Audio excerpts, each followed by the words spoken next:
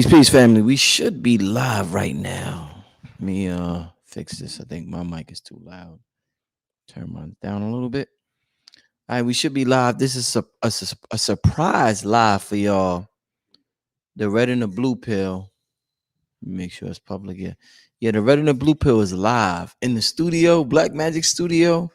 I know that we are, because of the whole COVID thing. We've been doing lives using Zoom and all the other platforms, but now we are live in the basement. It's a different energy. Black Magic Studios. I'm stalling because I'm giving y'all a chance to come into the room, so I'm stalling.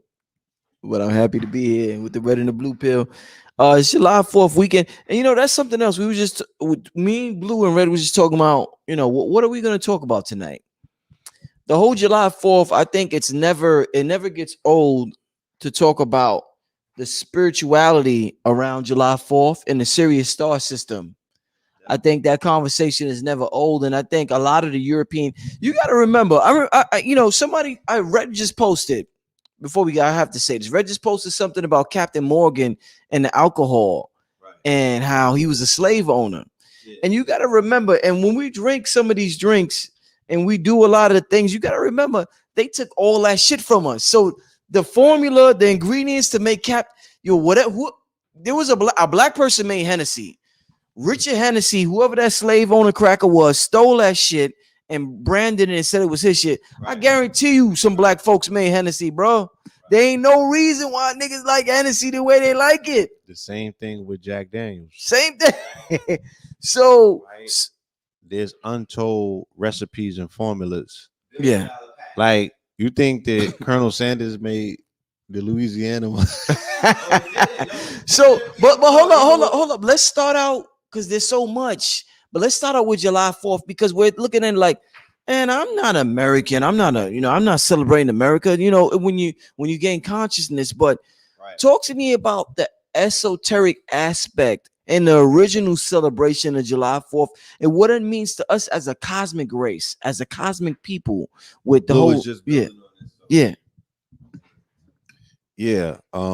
July the 4th is when this country conjuncts itself with Sirius, right? And Sirius is known as the Great Mother, right? I continuously repeat this, that the dog motif of the dog days of summer, of which we are experiencing and other cities and states have experienced as well. Portland in particular with 100+ degrees, the hottest it's ever been. And they're calling this stuff climate warming. I'm just calling it corona rising still to this day. Yes, right. And a lot of fatalities due to the heat wave as well in different states. And pardon the one mic family. I know y'all so they call it the dog days. Mom.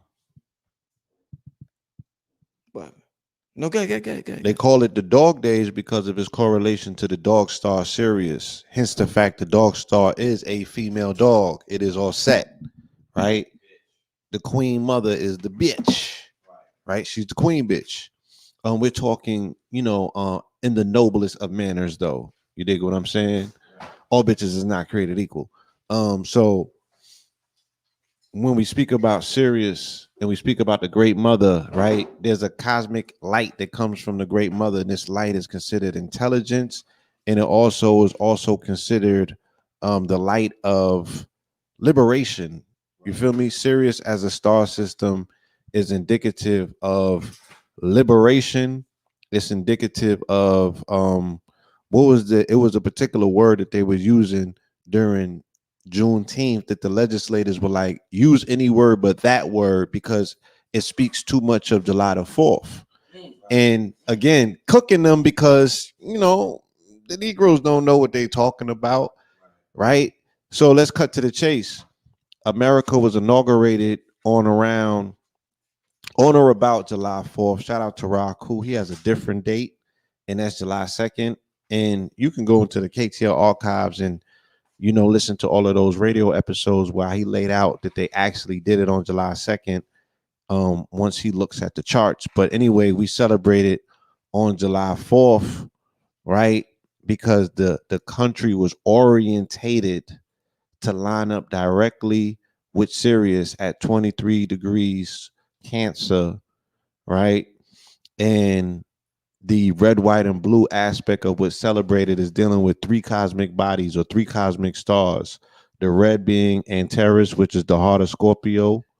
The white being Spica, which is Virgo.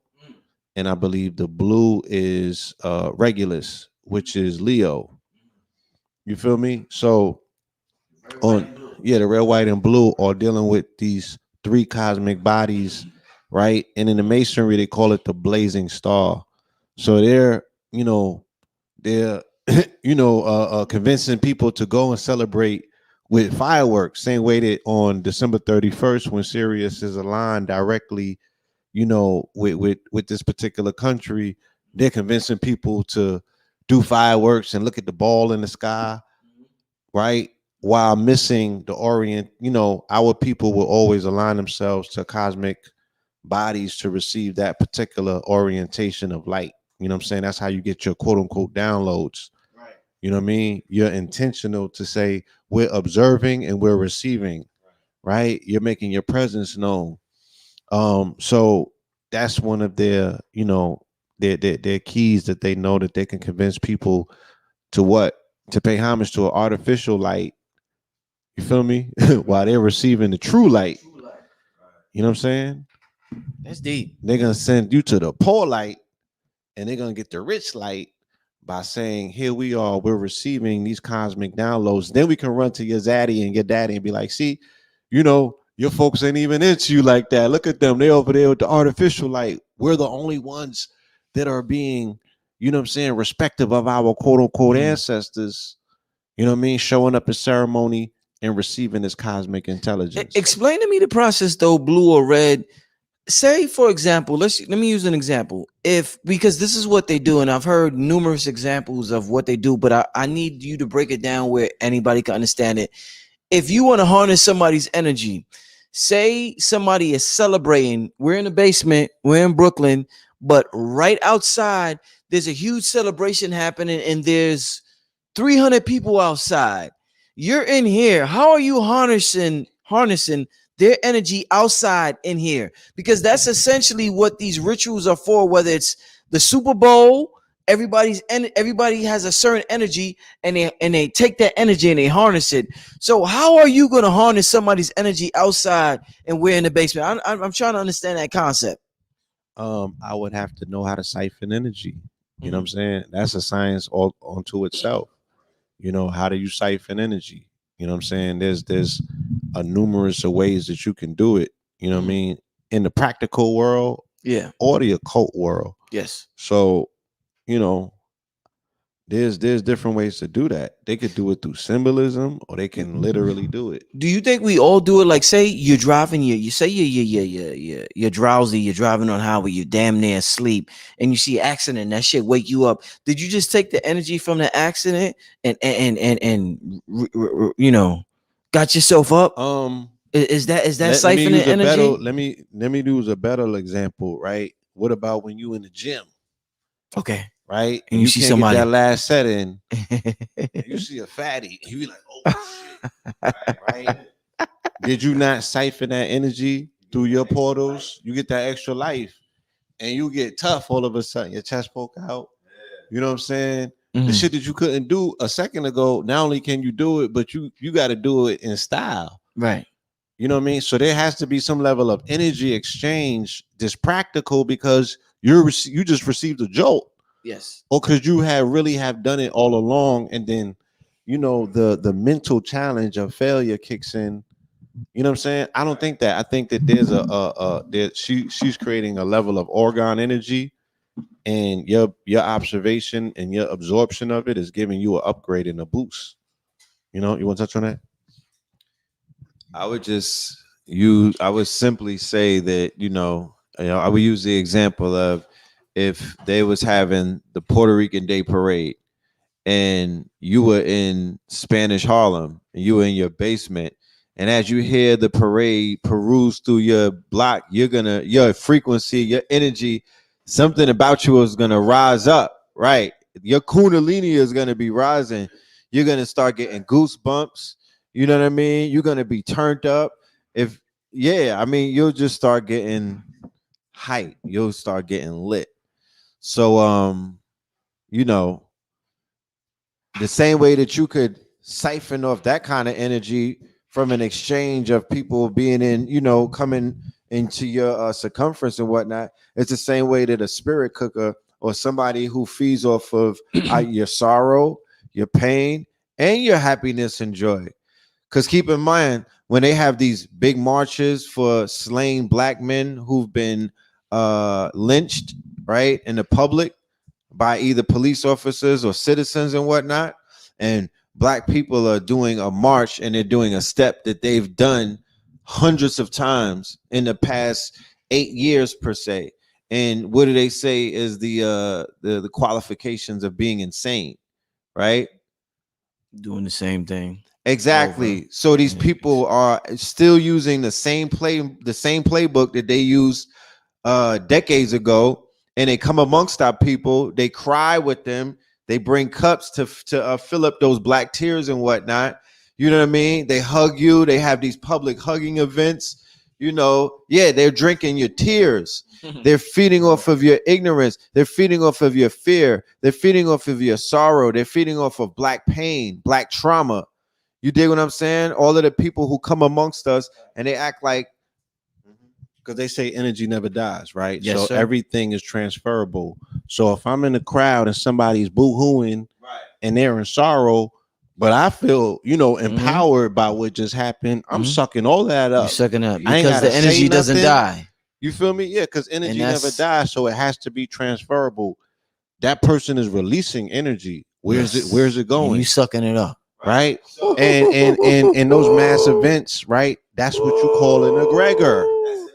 That's what a Trump rally is. Oh, Think about the energizing aspect of what a Trump rally would do when you're sending in people into a one place to be plugged into the groupthink or to be plugged into the egregor or to be plugged into the quote unquote. That's the same thing that Hitler was doing. That's the same thing that Mussolini was doing. That's the same thing that a whole bunch of people, Mao Zedong and them, you know what I mean? So they're harnessing the one mind.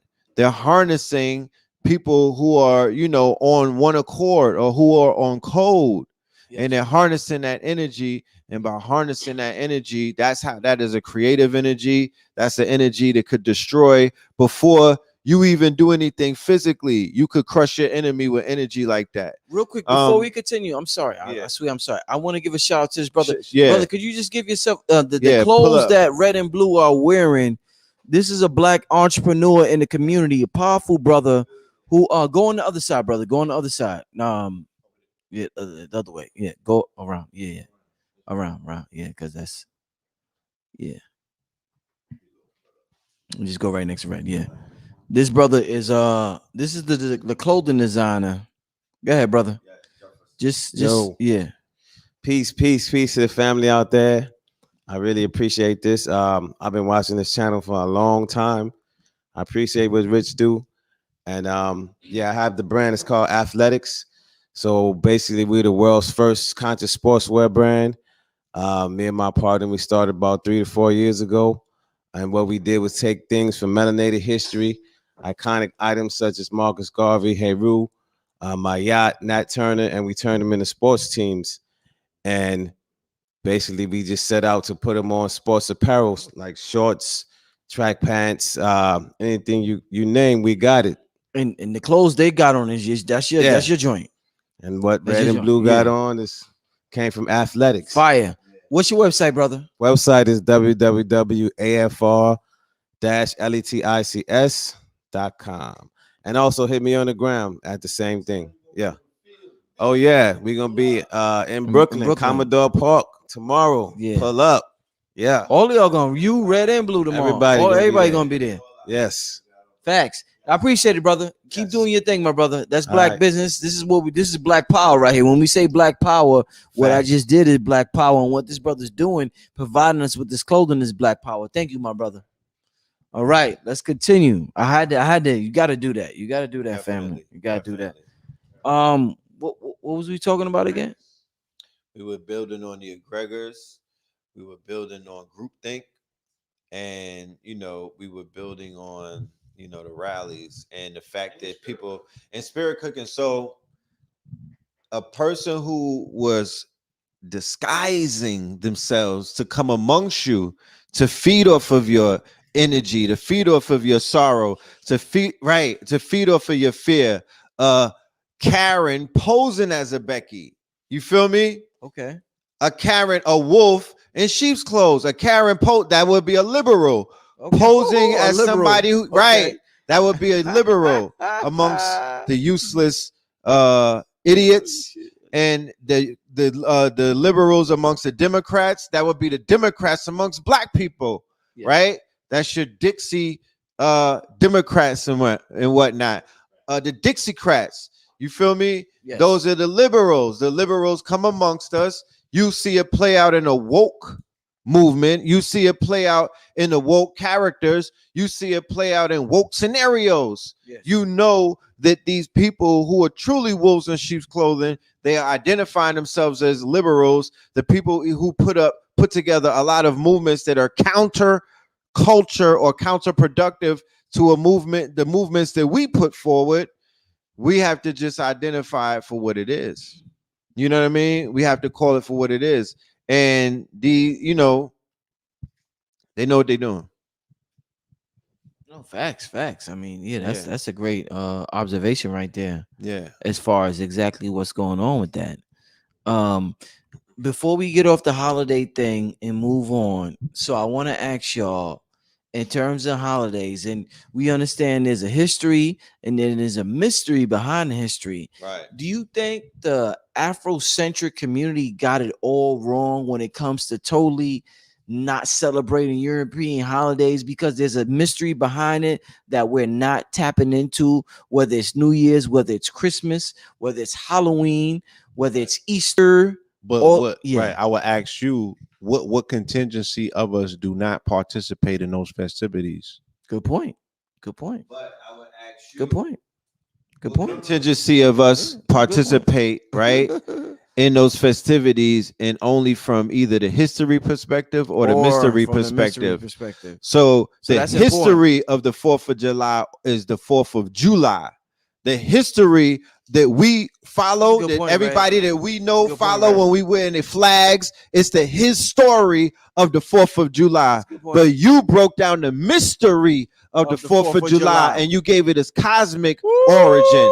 So if the people are carrying, if the people are carrying out, and if they're celebrating, and they're not celebrating the mystery of it, they're giving power to the history of it, therefore emboldening the lie. The same way that when people celebrate Thanksgiving and they embolden the massacre, they embolden the genocide, they embolden the slavery, they embolden the fact that the things about this land and the resources opening up, it will take another, it sets it back years behind years. The more that we celebrate that ritual, is the further back we set things opening up for us. Now you see things on this land beginning to reveal itself, right? The bones are beginning to cry. So you hear about Oscarville and whatnot becoming Lake Lanier when they flooded it. You hear about all of these, massacres. The Tulsa's big in the news. All of these mass graves in Canada.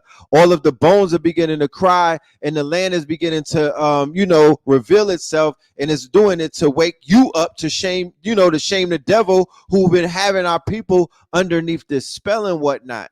So we just have to understand that This is not happening by coincidence. This is happening because people are waking up. The more people that say fuck Thanksgiving, I'll never celebrate that, I'm chilling, I'm gonna practice Happy Indigenous Day, you're breaking the spell. The reason why the people are under the spell so much is because when these holidays come, which are rituals, we're celebrating the his story of it, not the mystery. The his story. So we're strengthening the lie. We're perpetuating the illusion. But now when people are like, yo, what's Easter? Because think about it. What's Easter? They ain't been Easter for 2 years straight. I'll give you the example. When Nipsey Hussle died 2 years ago and Easter hit on 4/20, we was in Los Angeles. Was anybody celebrating Easter? I was in Colorado. Doing a 420. But yeah, I mean, yeah, Easter ain't been the same for a minute.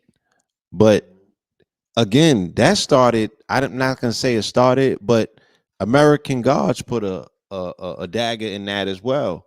Just by pointing out the hypocrisy. Sometimes, right? That's what I'm saying. It's so important. They be like, for the critics to be like, all y'all do is talk.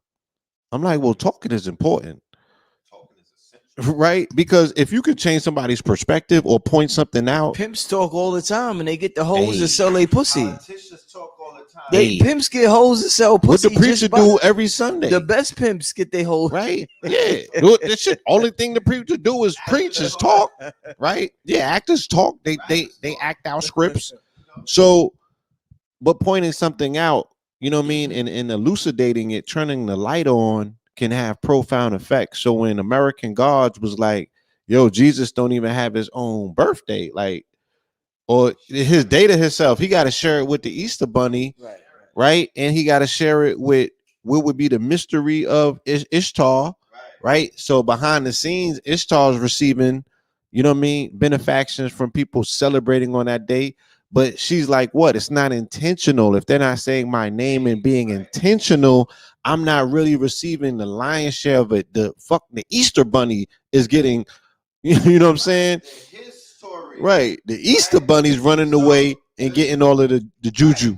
So American Gods, excellent analysis. American Gods, the TV show, pointed out on TV in the way that speaks to certain people who can only learn through watching TV or watching the through media. Yes, that's how certain people learn. Yes, so American Gods came through for 3 seasons and it broke all. It was almost like a Bobby and a Phil lecture as a TV series because it opened up everything that they were saying and it gave it to you on a silver screen. The whole marketing campaign was Believe. The first season was Believe, right? And then the second one, the marketing campaign was No. You know what I'm talking about? So they was like, all you need to do is believe. That's the foundation. If you believe in some shit, if niggas believe in Mickey Mouse, then Mickey Mouse is real. Right. You know what I'm talking about? Yeah, right.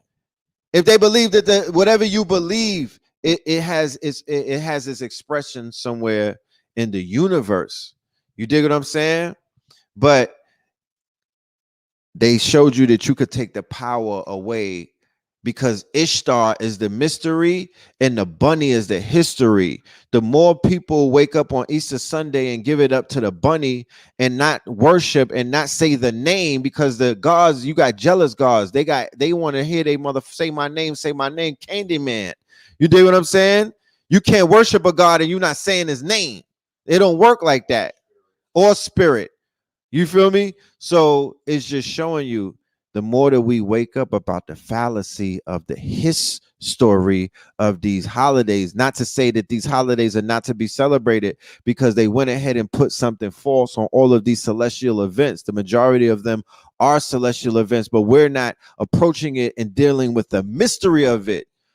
You feel me? Because if something is happening and we're not a celestial people anymore, right? The people are bound by religion, right? They're terrestrial, they're earthbound. Their head might be in heaven somewhere, right? In the firmament, but shit. The firmament.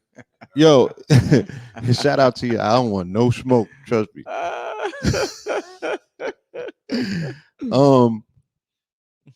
But they're not intentional. They're not like, oh, according to our coordinates, heaven is over here in this constellation. They're not being intentional to direct their focus to a specific body in the cosmos, right? They're not focused on any quadrant of space that they would call it. You know what I mean?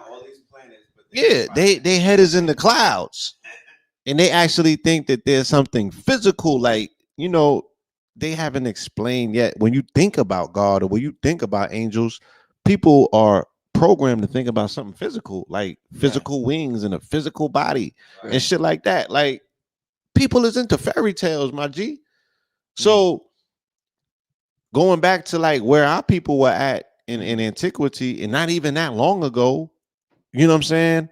They were a lot more intentional about where their focus went, even in the cosmos, from the 1800s to the 1900s up until lately. You know what I mean? I mean, melanated farmers still had to be cognizant of Polaris, of the North Star, and good point. You know what I mean? It hasn't been that long. The dumbing down of us as a people is something that's relatively new, where we don't have no cognition whatsoever of the canopy above us.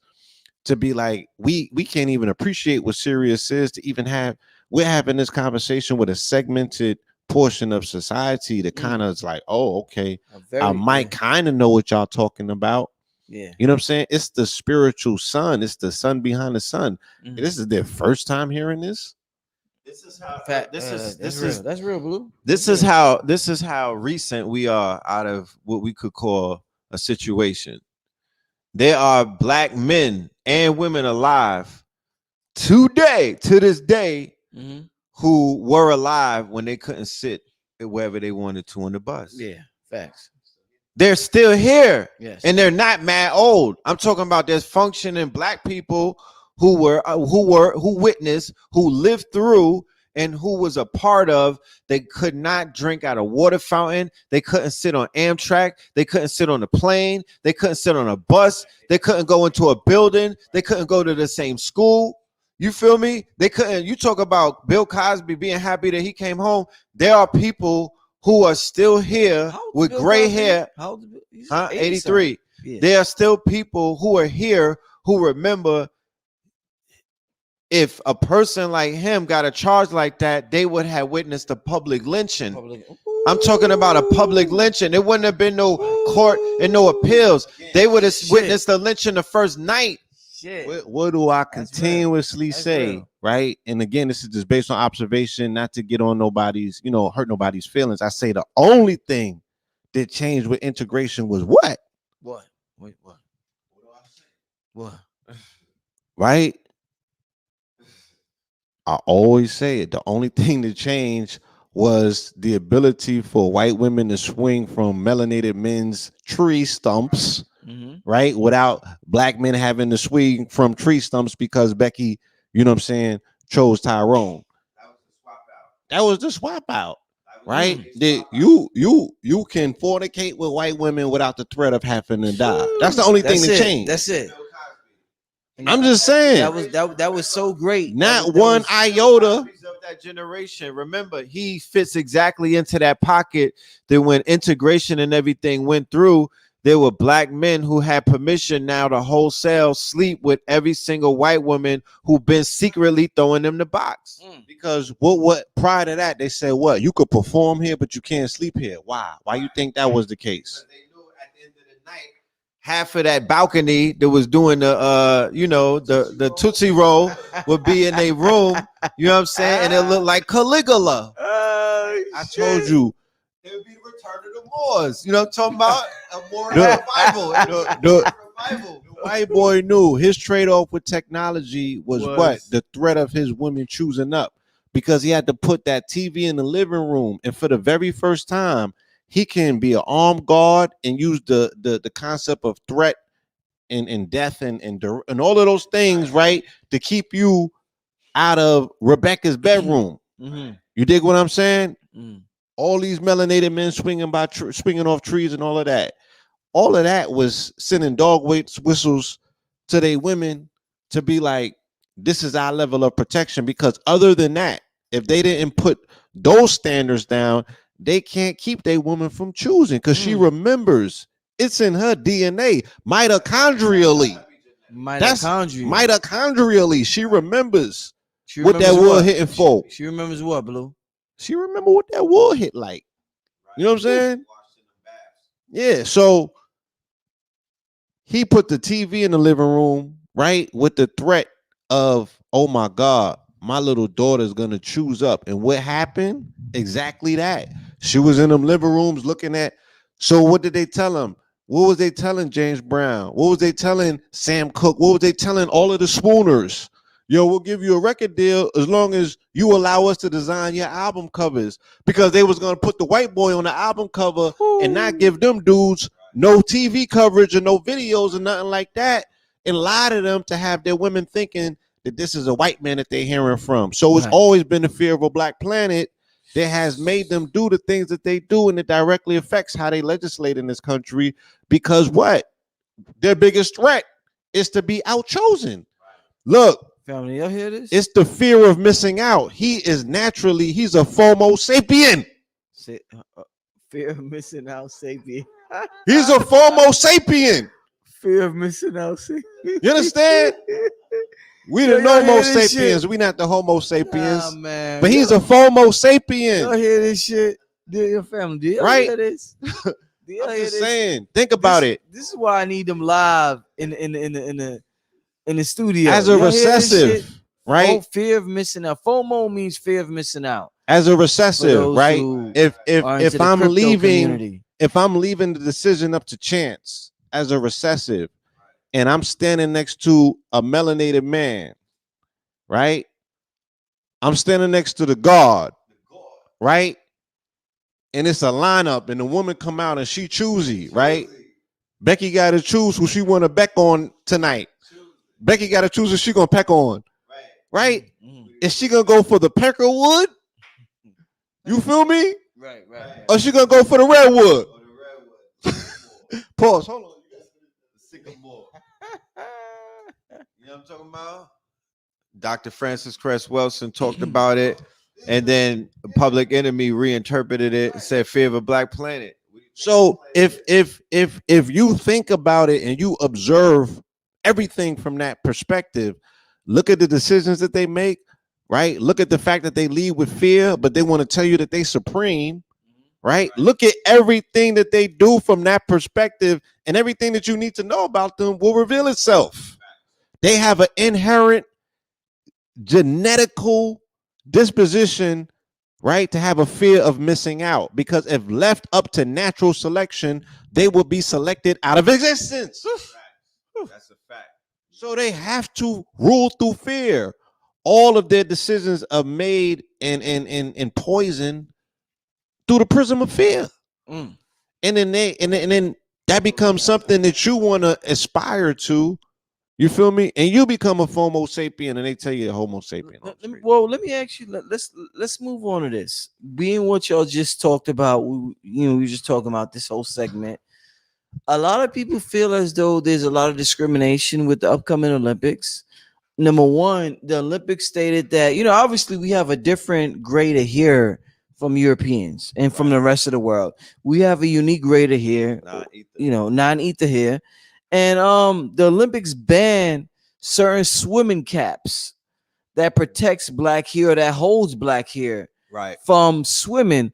Also, they banned the swimming caps. They call it Afro caps. Also, the sister who was smoking weed, she got in a little trouble. Talk to me about the Olympics. And, the sister, I think she still could perform. She's on a 30-day suspension, but she could still perform. But also the swimming caps.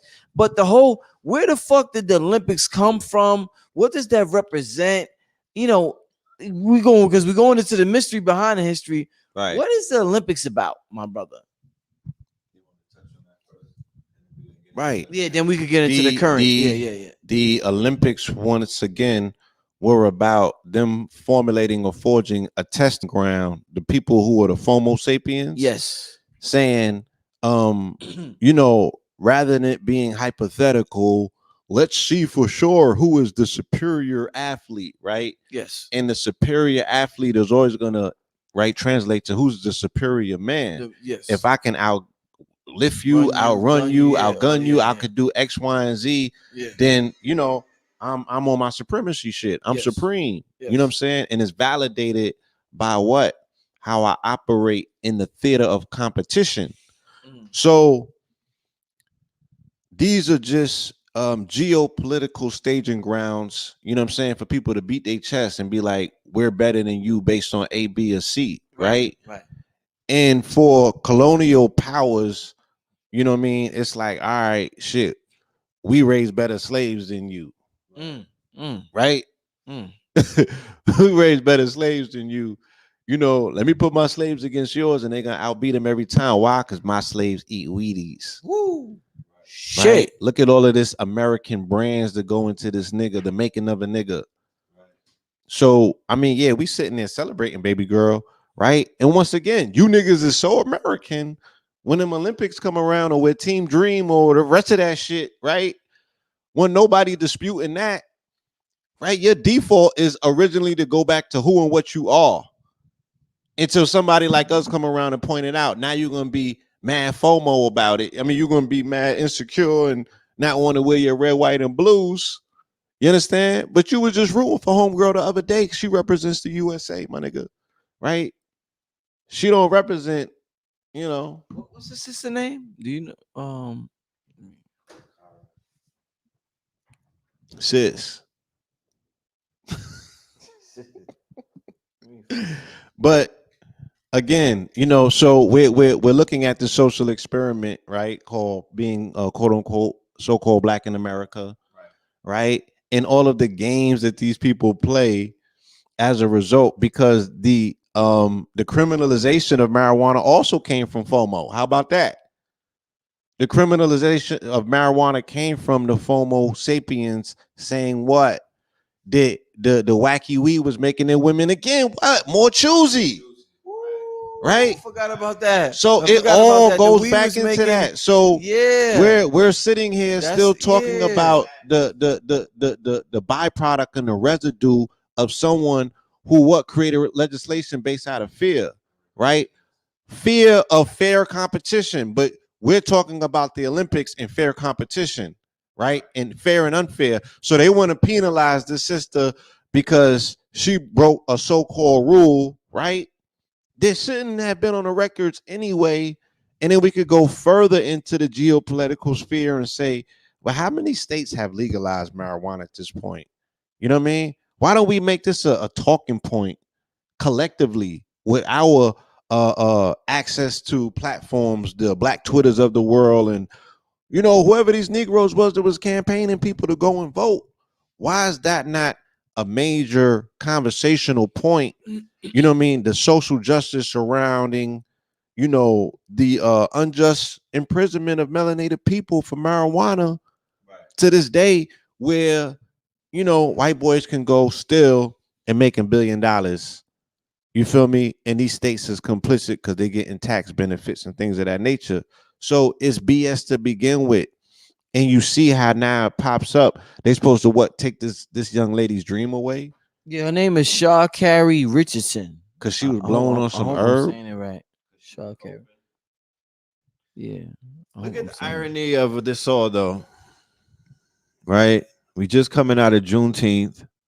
We know that this country that is called the United States of America, this celebrating their quote unquote independence, was a country whose insurance institutions and credit systems were formed off of the back of human trafficking, sex trafficking, human labor, and what we call slavery, right? Juneteenth celebrates the emancipation, which is not freedom. Okay, and we're going to talk about that before our upcoming election. Emancipation ain't freedom, but emancipation ain't freedom. So we celebrated on Juneteenth the emancipation of the free laborer, right? Huh? The late emancipation. Juneteenth is actually to celebrate when the last Black man in America got the message, right? When the snail mail arrived to the last person standing.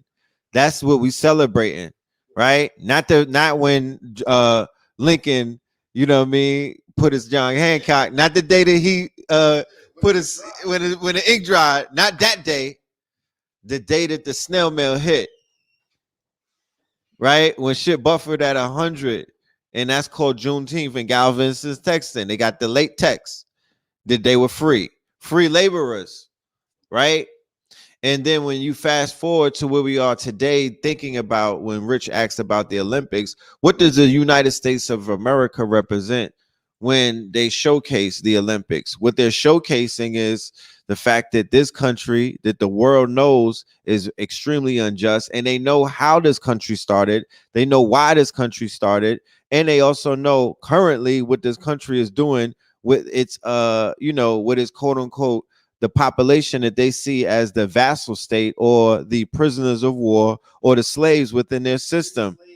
And I know enslaved population, whose enslaved population run and get medals for them, jump and get medals for them, box and get medals for them. Remember, think back all the way to Jesse Owens when Hitler was competing against the United States of America. This is Adolf Hitler who's he's ethnically cleansing, you know what I mean? The Sephardic Jews and things of that nature in his country, but he still looks at America and the fact that they're bringing their Superman to the track. They're bringing their quote unquote creation, because like you said before, the earliest species that should be celebrating in Independence Day is the American nigger. It was created. It's a newest species on this planet. It's a combination of the white slave master, a combination of the Aboriginal indigenous Indians, and a combination of an African.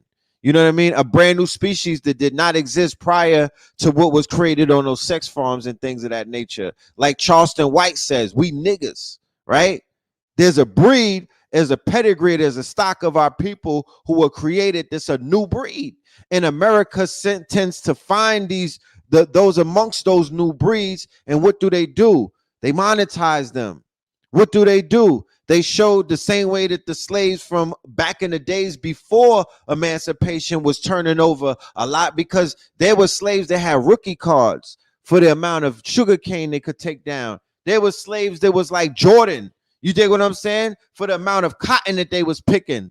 You think that there wasn't a top cotton picker? You don't think that they had cotton picking teams that was competing against each other?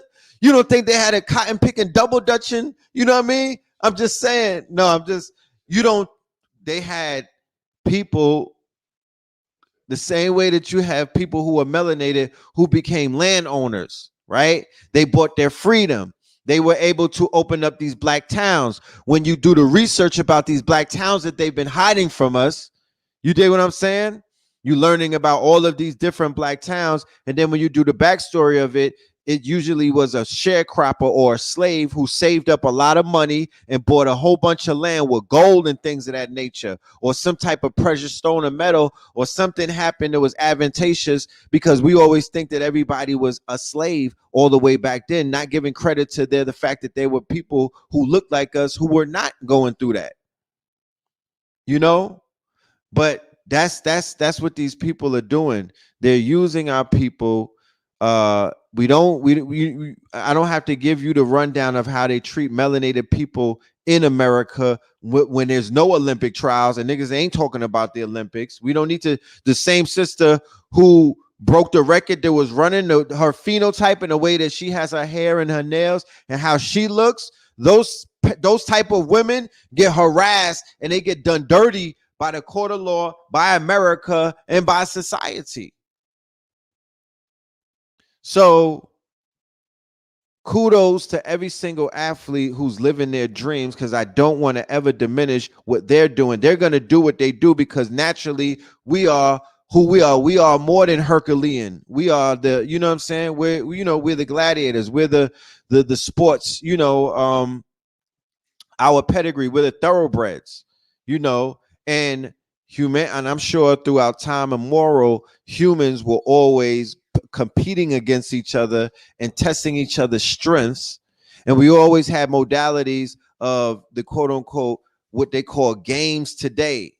You know what I mean? We always had these ritual dances. We always had these mating rituals. We always had these rites of passage. We always had these quote unquote these hunting parties, you know. So you just see it play out throughout the ages and throughout the times. But yeah.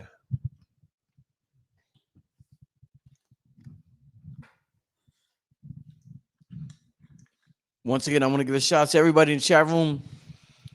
We on here. It's about 1 a.m. We got 1,200 people in the chat. I'm gonna give a shout out to Red and Blue. It's the festival this weekend, family. So they're in town, and this is why we're live. I know this is a much better energy than the Zoom. So I know y'all appreciating it. Real quick before we continue, any information y'all want to give them about things y'all got coming up before we continue? Anything they should know? Yes, thank you for bringing that up. We actually have a Zoom lecture that's coming up that me and his brother we're gonna do it. We set it off in Kentucky. Shout out to the family in Kentucky. We had the Knowledge Fest.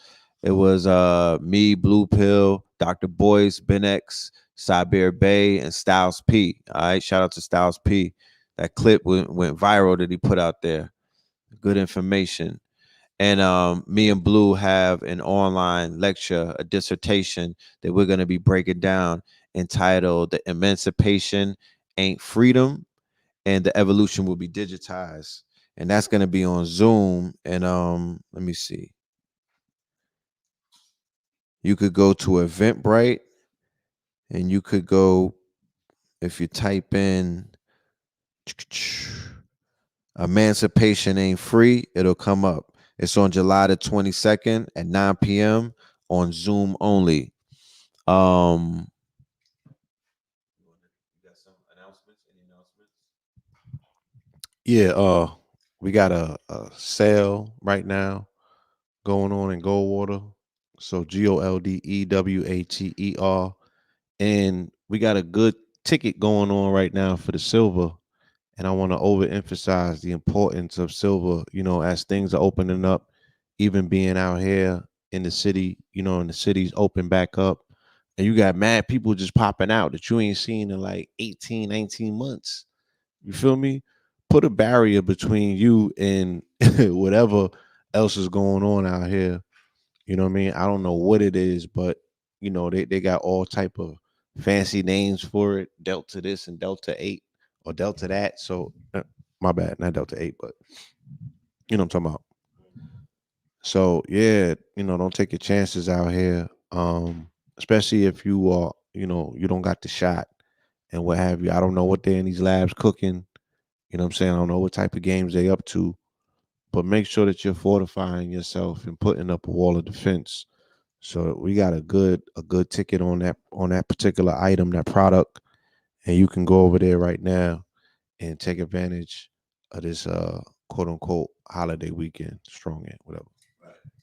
And also make sure y'all check out the Red Summer album, the Red Summer album. We got it on the redsummermerch.com. We got a whole merch capsule for the summer that we're putting out. And also we got the Red Summer album with the deluxe on the way. I sent Rich the link.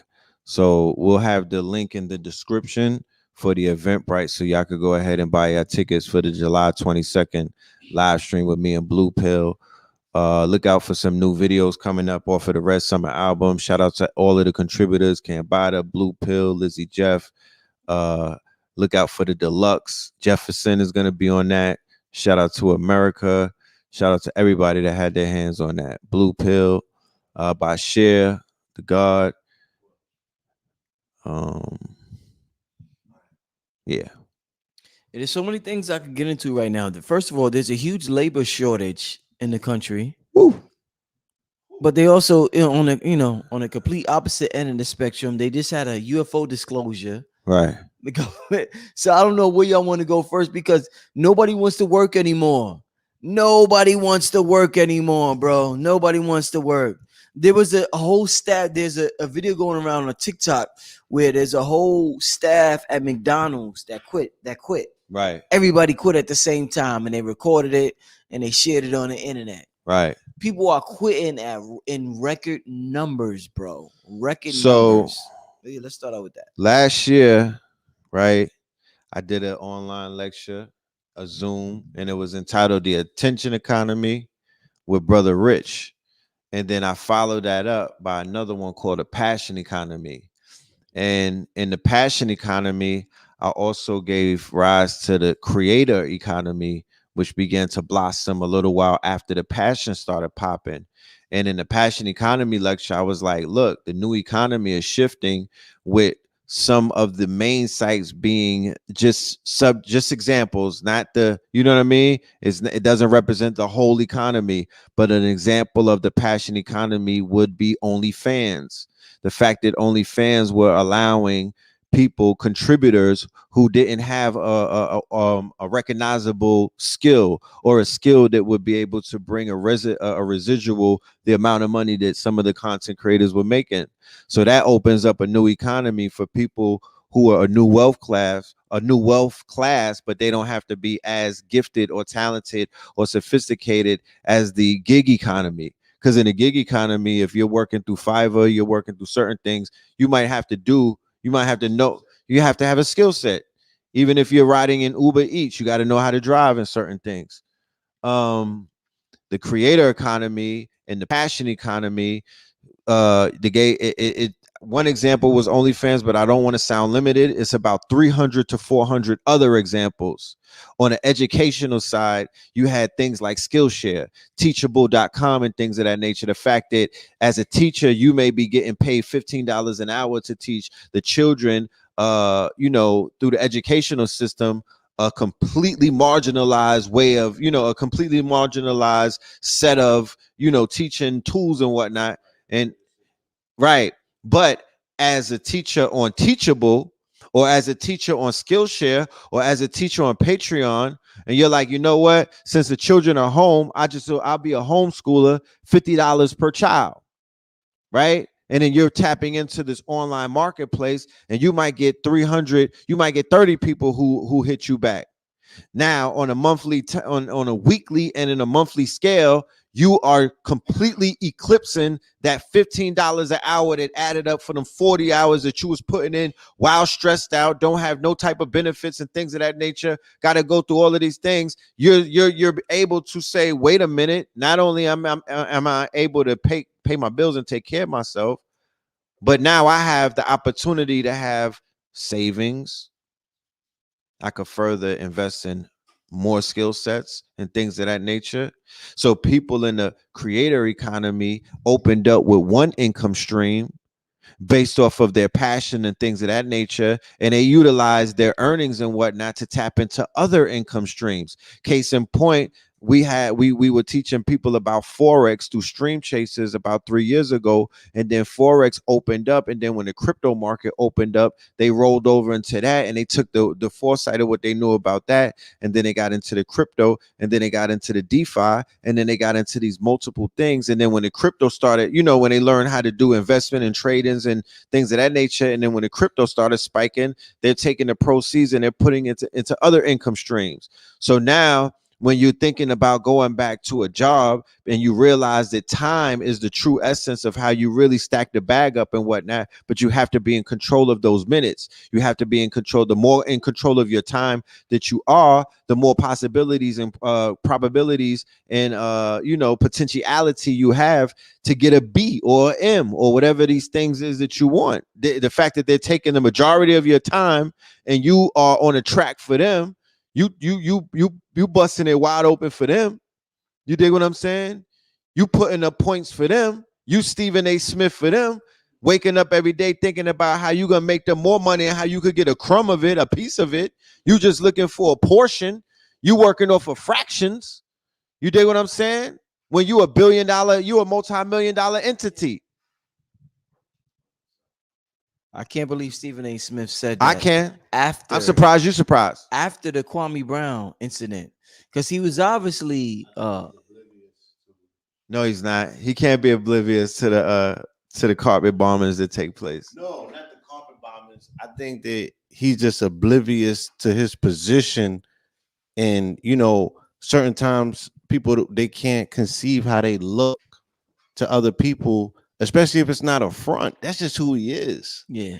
So it's like you trying to convince. First, let me tell the people. So Stephen A. Smith, NBA analyst, he's known as a big time house nigga, a coon, he's shucking jive and all of that. He recently, after Kwame Brown called him out, called him coon and all types of stuff, said he works for a zaddy, whatever. He just put out a tweet saying that the first thing I do when I wake up in the morning is think about how to make my boss more money, how to make my bosses richer, and how to get a piece of it. Yeah. I was like, bro, like, are you serious? But he's being honest. Yes, he's serious. Yeah, that's what motivates him. Because I mean, outside of that, what? That's where he gets a check. So he has to show up to work to get a check, and the only way that he can perceive increasing that check is increasing his work. That's a reality for the majority of our people, right? That is how they were trained up. So again, we're sitting here, we're criticizing somebody's orientation because it don't work for us, without understanding, again, the majority of our people who went through that level of indoctrination, that's exactly what they were indoctrinated with. That's what they were told. You know what I mean? How to come up. This ain't some isolated thing, then, Blue. This is a reality for the collective. You saying? That's right. And when the collective is kind of real with themselves, that he's not an isolated incident.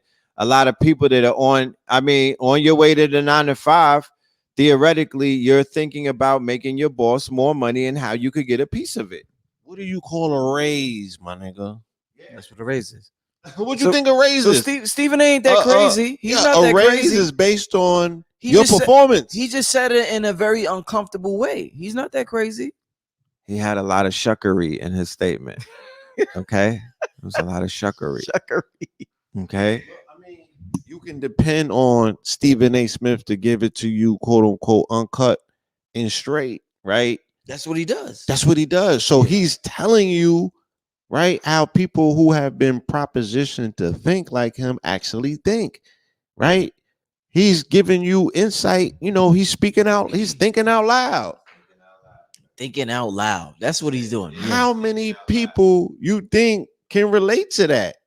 The majority of people in the workforce, right? If their aspirations have now increased and become higher, they're thinking how they can get some more bread. In order to think that, you have to think how you can get your boss richer or make him shine, right? Right. Don't outside the boss. They are going according to these what's that shit called? The laws of power, right? That so many of these people be reading and quoting like the shit is biblical in scripture. He's just going along with that because that's the system. That's his indoctrination. That's the type of niggas that this system produces. That's you know. He's in the house. Yeah. He's Stephen. Yeah, he's in the house for real. Right? He's Uncle Stephen. And he was on his Black Power kick for like a week, right? He had on the jacket. Yeah. Kwame had him put on the jacket. Right. The HSBCU jacket. And I in his defense, because I'm sure the story will never get told like that. I watched him. He was documenting, like making the jacket and how there was particular celebrities that had embraced his designs and was wearing it. And I think somebody had wore it on Stephen A's show. And then, he was trying to get him one. Right. This might have been prior to him getting cooked. You know what I mean? But I'm sure that it worked coincidingly with the fact that his producers was like, yeah, it's time to throw that jacket on, my nigga. You know what I'm saying? Because I think that he's just like oblivious how to fight this particular fight. You know what I'm saying? And for somebody that will make a misstep like that, an uncalculated misstep like that with that tweet, he obviously don't understand the engagement that he's in terms of this dog fight. He don't know this fight. You know what I'm saying? Which is sad. How do y'all feel about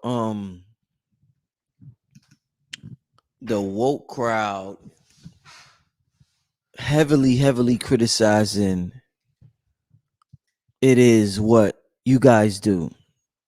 And what made me think about that is the Bill Cosby trial. I mean, not the trial, but the him being set free. We're watching the woke crowd saying, the who's the sister who started the Me Too? Tariq always make fun of her. What's her name? Oh yeah, The Tamara. Jamaican sister. Right, yeah, He always says the non FBA. What's her Right. name? Do you know who I'm talking about? Tamara. Something with a Yeah. T. I'm sorry, Tamara somebody in Burke. the chat. But Tawana Burke. Tamara Burke. something very similar to that. If somebody in the chat knows her name, you could tell me. I don't want to mess up the sister's name just because I may have a disagreement with her.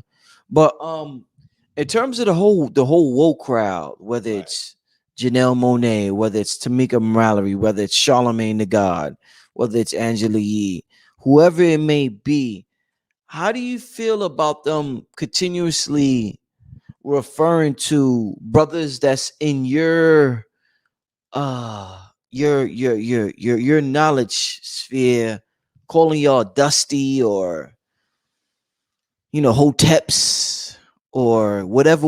Now these are black people. These ain't just intellect. These are people who claim they're conscious, but they still look down on you. They feel like you're like the low level. They feel like you're like you're not a part of them. Right. What's your opinion on that woke community? I mean, without even going, without even having to step in the room with Tawana that. Burke, Tawana Burke. Tawana Burke. Without even having to go in the room, I would stand at the door and say that statement alone speaks to the hypocrisy and the complete disqualification of the woke capitalists. Because remember, we call it the woke crowd, but they're practicing what we can identify as woke capitalism, right? Woke capitalism is corporate sponsored infiltration. Woke capitalism is corporate sponsored code switching.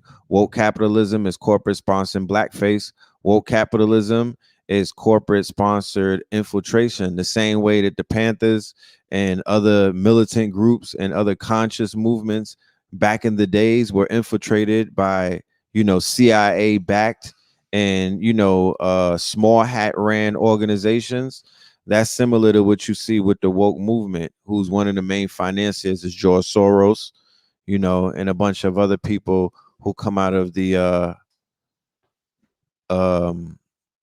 what do they call that, the Rainbow Coalition.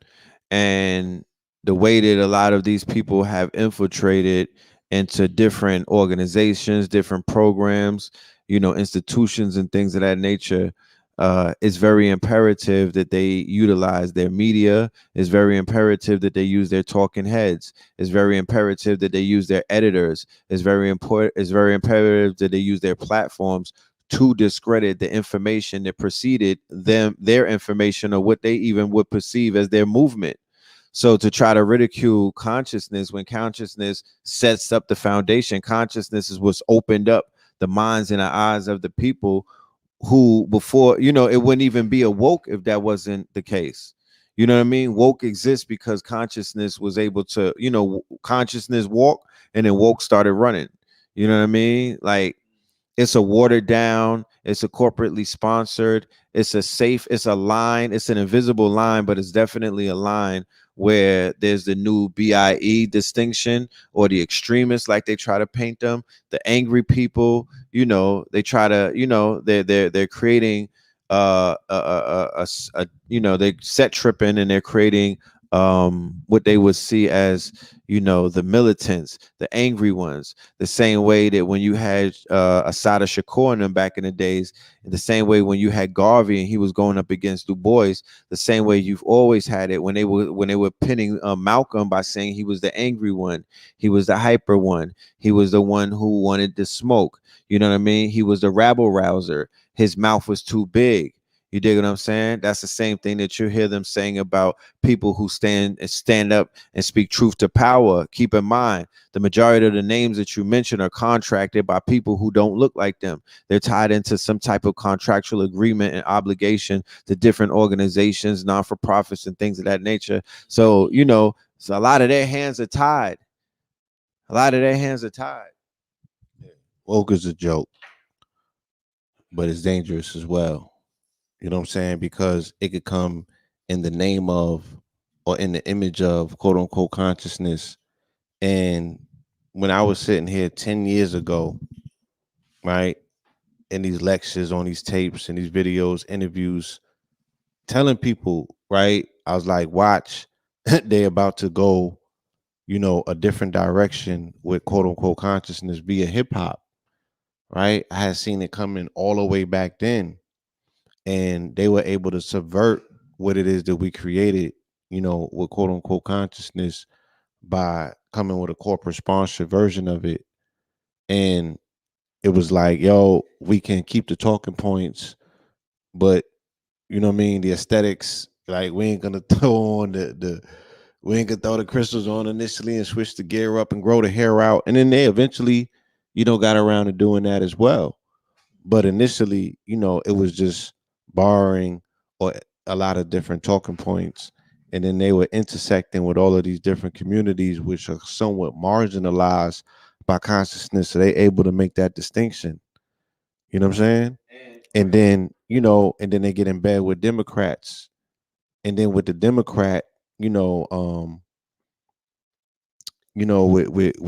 them intersecting with that, then that brings in that entire other coalition that came along with it. Right. You feel me? And then you have to also comprehend, you know, let's look at it in aspects of a basketball team. You have teams that are on offense and you have teams that are on defense. You have reactionaries and you have proactiveness. So consciousness represents proactiveness. Consciousness is not reactionary. They're on the offense. We are identifying our targets and we're going after targets. We're identifying certain type of falsehoods and we're attacking it. We're debating on topics and things of that nature that we are selectively choosing and targeting and taking down and whatnot. The reactionaries, they get a fucking tweet when somebody dies and whatnot and becomes a hashtag. They get a phone call to go ambulance chase and they start getting on. And a lot of these names are cherry picked and chosen and whatnot. They're given assignments. You know what I'm talking about? They're reactive. You don't hear about them unless somebody dies. You don't hear about them unless there's a march. You don't hear about them unless they have to talk about victimhood. You don't hear about them unless they have to deal with your and press your emotional button and whatnot and speak to your pain body and your fear and your state of fear and things of that nature. You dig what I'm saying? They're only there for that. They're not there to announce the fact that there's a 9-year-old that's going to college, but they're the ones that's standing behind sponsoring them with $100,000 scholarship, and they're going to make sure that Mensa doesn't get them and take and brain drain our community and stuff like that. They're not edifying the geniuses. Mensa is the organization and all of our babies, all of the children who are highly intelligent. They are the organization that brain drains our community, right? So Mensa is the organization that takes these geniuses and then they filter them into military. They filter them into big businesses and whatnot, and we never see them again. You know, Cambada almost got caught up in that. Y'all know that? Did y'all know that? Yeah, and we would have. Mensa almost got Cambada. Mensa almost got him, right? Yeah, and as a result, you see what we're dealing with a Cambada, one of the ones that got away.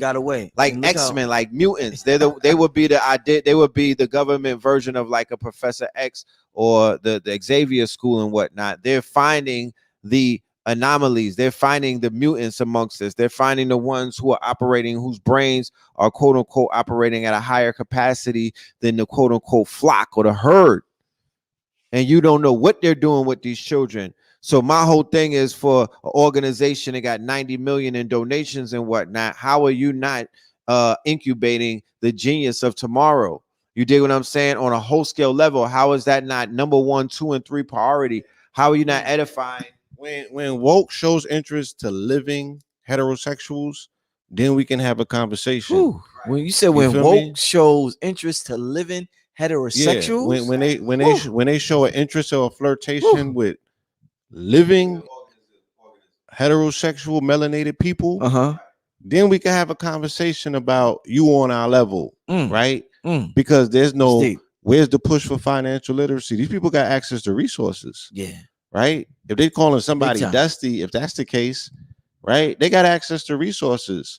They, there's just never been no line or distinction made in terms of their full scale worshiping of all things American, right? They're super Western, right? Hold on. So how you can't throw that particular baby out with the bathwater? Like they don't get it. Where's the history? Where's the backbone of this shit? Like, I want to add on, because not only is it all things American, they take it so far, because when in Rome, do as Rome does. It's all things Roman with them. You understand? It went from they're so Americanized that it becomes all things Roman. So every single designer that these people are out here wearing, the woke people is trying to drip in designer. They're chasing all things Roman. They went past American, all things Roman. They wearing all of the clothes that come out of Milan. Milan is Rome. Rome is intricately tied with the Catholic Church or the Holy See and whatnot, who are the ones who are responsible for the papal bulls. That's also where a lot of the Chichi Man stuff comes out of, that aspect of it. We're not Romans, but when in Rome, do as the Romans do. So all the designers, Ronin, D&G, Versace, all of that stuff is Greco-Roman. The insignia is Greco-Roman. The insignia is Greco-Roman. The designers are Greco-Roman. You know what I'm talking about? So it's all everything that they're aspiring for is European standards, Roman standards. You dig what I'm saying? People are not building institutions. They're not talking about acquiring land and building out. Like Blue said, if they got more of a budget and it turns into a financial type of thing, you dig what I'm saying? And they have to start, resorting to saying people are, dusty and things of that nature, which would show you that if you can't even say anything intelligent to try to defame, or you're not even coming with something that's accurate. That doesn't even make sense. So, but then they got, it'd be like punching bags that they'll pick out, and then some of those people be easy targets for them. Right. So Umar will become a meme because of Black Twitter. You know what I'm saying? And there's just certain things, because we are people that we're gonna stereotype everything. That's just who we are, right? The people who just are inherently Joneses. So something that they can, you know what I mean? You know what's funny about the whole Umar thing? And I seen they try to make Umar a punching bag for like the Hoteppers. Right. Every time they're like, oh man, this dude is a clown. He's a joke. When he gets on the interview, he kills it. Roland Martin thought he was going to just fly by him. Umar destroyed everybody on that panel. Right. Umar goes to the Breakfast Club and does his thing. And family, this has nothing to do with the school. I'm just talking about on a level of speaking. When he goes on these interviews. Okay, but now let's share what's going on with these interviews, and how is it that the source that Umar leaves behind, the source that Professor Griff leaves behind, the source that the Lord Jamal and all of these, quote, the Wesley Muhammad leaves behind, a lot of our brothers and sisters who've gone on shows like the Breakfast Club, suddenly the Breakfast Club became woke, right? And then the Breakfast Club now talks about those very same people, right? They use their talking points, you're saying? They took their talking points. But then talk about them. And then, because if they're saying Hoteppers, if they're saying the Dusty Conscious, they are talking about every single guest that appeared on this show, from Dick Gregory, you know what I'm saying, to Umar, to every single conscious person that sat at the table at the Breakfast Club and helped them with information, helped their viewership, legitimize them. Because there was a period in consciousness where Vlad TV was being legitimized and the Breakfast Club was being legitimized, because what were they doing? Their social stock was rising because of the information that was coming off of their platforms. And then when that information left their platforms, they became the information, a watered down version of it. They were not that before the interviews. That's a microcosm. It's a deep interview. It's a microcosm or a dichotomy of how, right, white America will appropriate everything cultural wise from Black folks, but have no love for them. Right? That's the same shit that woke do to quote unquote consciousness, right? Where they appropriate all of the talking points, they appropriate all of the ceremonial aspects of, they'll love Dr. Sebi without really loving Dr. Sebi. Without loving Dr. Sebi. You know what I'm saying? So we know exactly what we're looking at. It's a macro relationship, right? You know what's crazy? They Negro peons. You know, they'll mention Dr. Sebi and the veganism, but they never mention his diet was an African They never mention the African in it. Right. They leave the African part out of it. That's because when they are black Romans. When in Rome, do as Roman do. I promise you, you'll see the Roman theme all throughout. We're living in Nova Roma. Remember, Rome was a cosmopolitan city in its heights. They had multiple nationalities of it. These are Romans that y'all seeing. They dress Roman, designer is Roman. European foreign cars are Roman. That's what they're talking about. That's all. These niggas are going to France. They're not going to Dubai like that. They're going to France. They're going to Rome. They're going to Italy. They're trying to be Romans. When in Rome, they're not trying to be Carthaginians. When in Rome, do as the Romans do. They're not trying to be like Hannibal. Go ahead, babe. Facts. Let's get to a commercial real quick. We've been on here for about an hour and a half. Let's get to a commercial real quick. We got about 30 minutes left. I appreciate we got about 1,500 people in the chat right now. It's about 1:30 in the morning. We got 1,500 people. I appreciate everybody being in the chat. We're gonna get to a commercial real quick, and I'll be right back. This is Billy Carson with Forbidden Knowledge Inc. And I want to announce an amazing giveaway. I am going to be giving away a 2013 Rolls-Royce Ghost on December 18th, 2021. All you have to do to enter is go to forbiddenknowledge.com. That's forbiddenknowledge.com with the number 4. Click on giveaways and register and buy your ticket for a chance to win a Rolls-Royce Ghost on December 18th, 2021. It's going to be an amazing giveaway, and it will be held at the Holman Motor Cars, where they actually sell the Rolls-Royce in Fort Lauderdale, Florida. I'll see you there. All right, we back, family. We back. Shout out to Billy Carson with the Rolls-Royce giveaway. Make sure y'all go to the website, sign up for that right there, the Rolls-Royce giveaway. Even if you don't drive it, just you can sell it. You can do whatever you want with it, man. You know what I'm saying? Yo, we having such a good conversation, y'all. Yes, we are. We definitely are. We having a good conversation, man. I'm with the red and the blue pill. Red pill, it's late night, so it's late night activities. Right. Blue pill got the black water. We got the black water. Red got the he got what he got. Don't get suspended like the swim, like the sister. I know, right? The sister. You know what I mean? Michael Phelps got in trouble with the weed. They're gonna have to really reevaluate what weed does, because they keep telling us weed makes us lazy, but we got these world-class athletes smoking weed, breaking records. Right. Exactly. So it's like, yeah, what's up with weed? Right. See, that sativa, they got that. Because they don't even go as far as to educate the masses and the public about the differences. Yeah, the difference indica and sativa. So you already know that that's another control industry where they spend billions of dollars not to teach you something, as opposed to spending billions of dollars to teach and to educate it and to enlighten. They have to have you as a miseducated, uneducated consumer.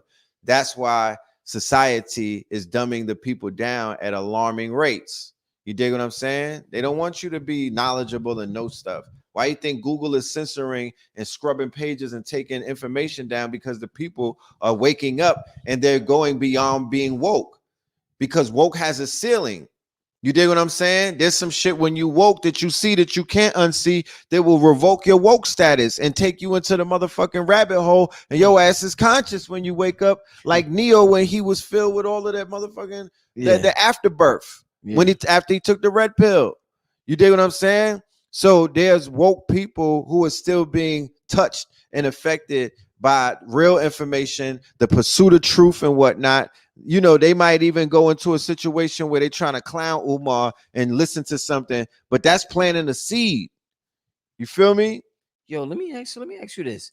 Do you think the Democrats have finally fucked up so much that we're, as a collective, we're just not gonna fall for it next election? And it's just too much. They have kicked us in the ass too much, where we're just like, not again, yo. I'm sorry. This ass whooping is too much, Joe. If it's left up to the children, right? If the millennials and the Gen Xers are the ones that make up the majority of the voting block, this are the determinant in whatever the midterm elections are. I think that they might be in trouble, but there has to be an alternative. I don't think that people are going to be apolitical and want to sit it out altogether, right? So there has to be an alternative. The alternative will give them problems. Okay. But being apolitical, meaning like I don't want to deal with politics at all, I'm just going to sit this one out. Not gonna happen. I don't think that's going to happen. Because people are engaged. They've already been engaged in the process, and they're either going to be led that they have too much to lose by sitting out, or they're gonna trump up. You know what I mean? They're gonna trump up another fear campaign to get them involved, like they did with the presidency. Your life depends on it.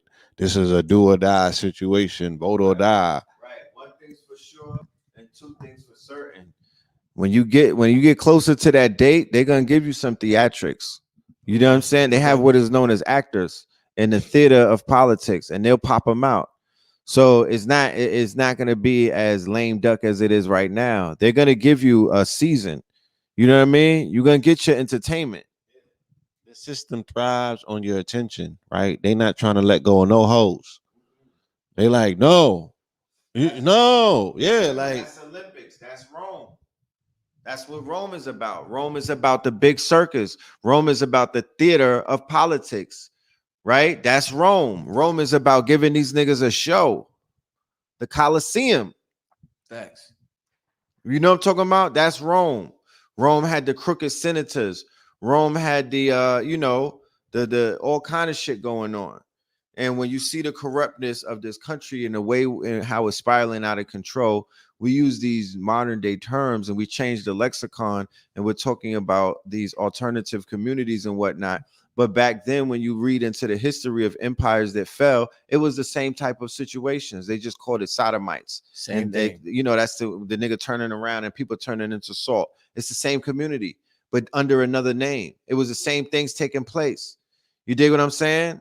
So we find ourselves in the same place at the same time in the same juncture with the same telltale signs of a fallen empire. So this empire is definitely falling to pieces. It doesn't even take any type of it is not worth your time to put stock into the old story, but rather write the new one. You dig what I'm saying? This shit is a wrap. 21 Savage. It's a wrap. So this is the last day of the 244th birthday of this country, right? Today's the last because it's July 3rd. Yeah. And then tomorrow. Come the 4th, it will be 245. 245. So I think 244, when you look up that word and see what's the spiritual significance of 244, it deals with rebellion. You know what I'm saying? Mm-hmm. And it's like, they when you understand, if I can look this shit up, you know what I'm saying? If they got somebody on deck that's in charge of being a timekeeper, being mindful, what age are we in? What's going on? What did the cosmos say? You feel me? Like, again, the vice president lives in, you know what I'm saying, the observatory, right? Where they get all of this information to them on a regular. You would think that they would want to prepare for something like that. 244 meaning rebellion. We did see rebellion in this country. We saw it in a lot of different ways, but we also saw a lot of them what? You know what I'm saying? G-checking niggas, getting them to, sign up to the program, get them shots, line up. Let's see what this shit is really about. So they got to take the temperature by taking the census. They got to take the temperature by counting the vote. And they got to take the synthesis by their fair campaign to see who lines up. Those three things allow them to gauge, right, the people's participation with the bullshit. Right. Like, how much are they still into us? Right. Are these niggas really checking for us? Right. So they're continuously running these litmus tests to see how bad is it really out there. Because if voting was super down, oh no, then the tanks would have came out. It'd have been something a little bit more drastic if they like, oh, these hoes is no longer with us and we got to go up in cribs, you feel me, and smack a few people around, crack a few heads, and then see where these niggas is at. So, you just looking at wayward political theater. And I think that it got so bad to they like, yo, they just went from one extreme to the other, where they theater was in your face every day in the Trump administration. Now, nigga, you can't find Biden. Where is Biden? You know how they say, where's Waldo? Where is Biden? Where's Biden? Can somebody please tell me where Biden is at, family? Anybody in the chat? What the hell happened to Biden? Like, this nigga don't use Twitter. This shit different. Maybe he should be on TikTok. Like, where's this nigga at? You ain't get no feedback, no smoke. You don't got no quotables. You ain't hear a full lecture from him yet. Are you even know the name of his press secretary? No. At the verses, Soulja Boy said Biden is on MySpace. Said Biden is on MySpace. Yo, what kind of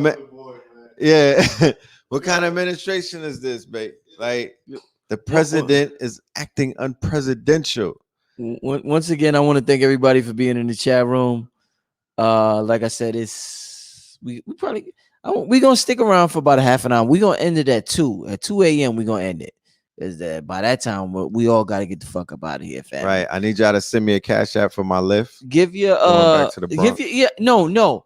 We're gonna do something. You're gonna leave your cash app and on live in real time. We're gonna see. Yeah. We're gonna see who allows Red to get right. via cash. What's your cash app, my brother? Huh? What's your cash app, brother? Stream Chasers with a Z. You gotta spell it right, brother. Because I know it's STREAMCHASERZ. Brother, that's complicated. The money man. sign. God damn, it's 1 in the morning, man. All right, well then it's Phil Moreland. Let me That's my other one.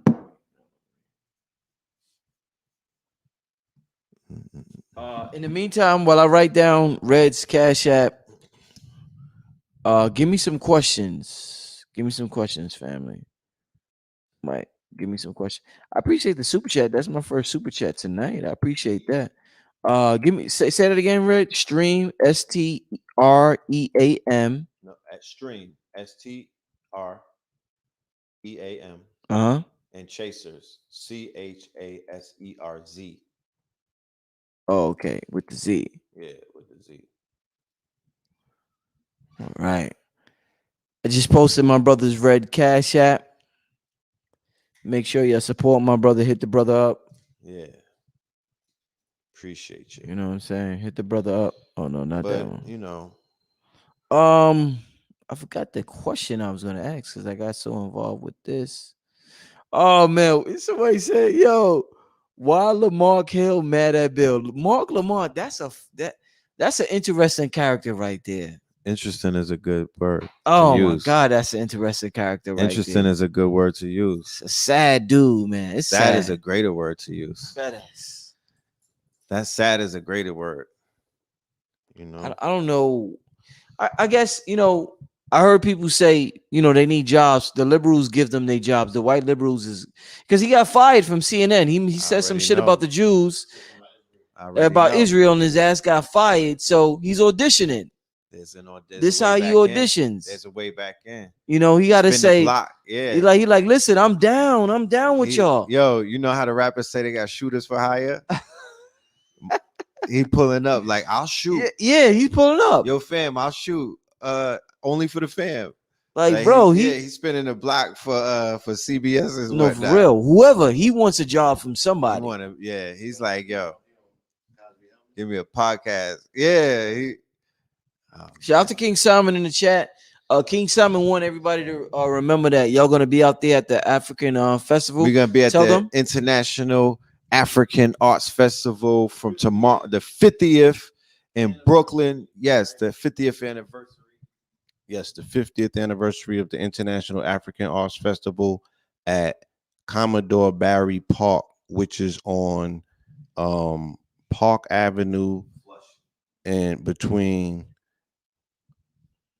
Flushing, right? It's Nassau between Flushing and Park Avenue. Right.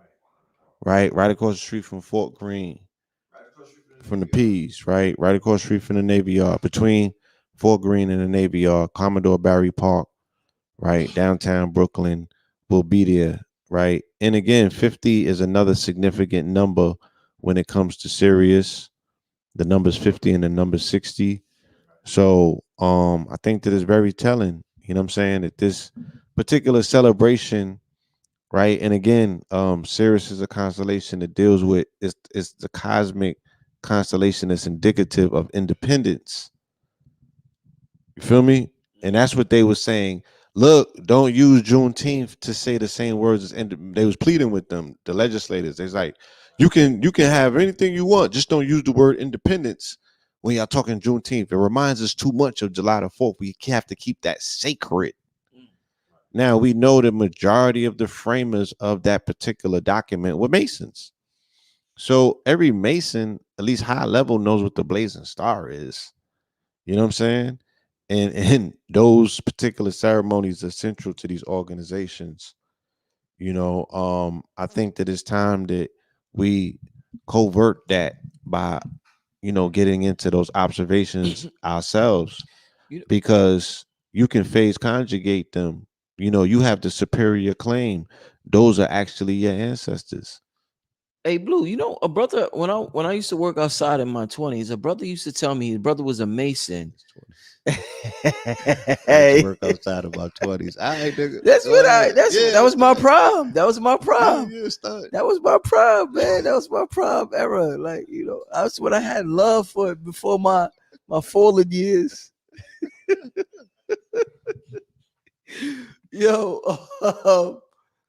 a brother told me that a lot of the Masons, they got Akhen, like how we worship Jesus. Yeah. He was like, that's how they look up to Akhenaten. I don't know if you ever heard that, but they was like, they really got Akhenaten high up there when they do their rituals. Yeah. Why is that? Akhenaten and the Masons and Akhenaten. Yeah, and their pantheon, the way that they revere Akhenaten like a quote unquote god, is because he is the one that is considered or recognized as the father of monotheism. You feel me? That he was the one that challenged the priesthood that they said was engaged in the worship, you know, of a multiplicity of gods in Kemet. And he knocked all of their hustles, shut down their priesthood, and, you know what I mean, had them worshiping one aspect of that quote unquote God, which would be Aten. So, and he moved, you know, he did a lot of gangster shit that they are rivaling, right? These people, you know what I'm saying, in so many words, are rivaling the idea of God. So they would, you know, pay homage to somebody, you feel me, who personifies that level of rebellion. That's their God. You know, hence the fact that the Christians say that what? Akhenaten is an antichrist. You know what I mean? Hence the fact that when Obama came, they said that this nigga's the Antichrist because they were calling him what? The return of Akhenaten. That was the conversation that was taking place.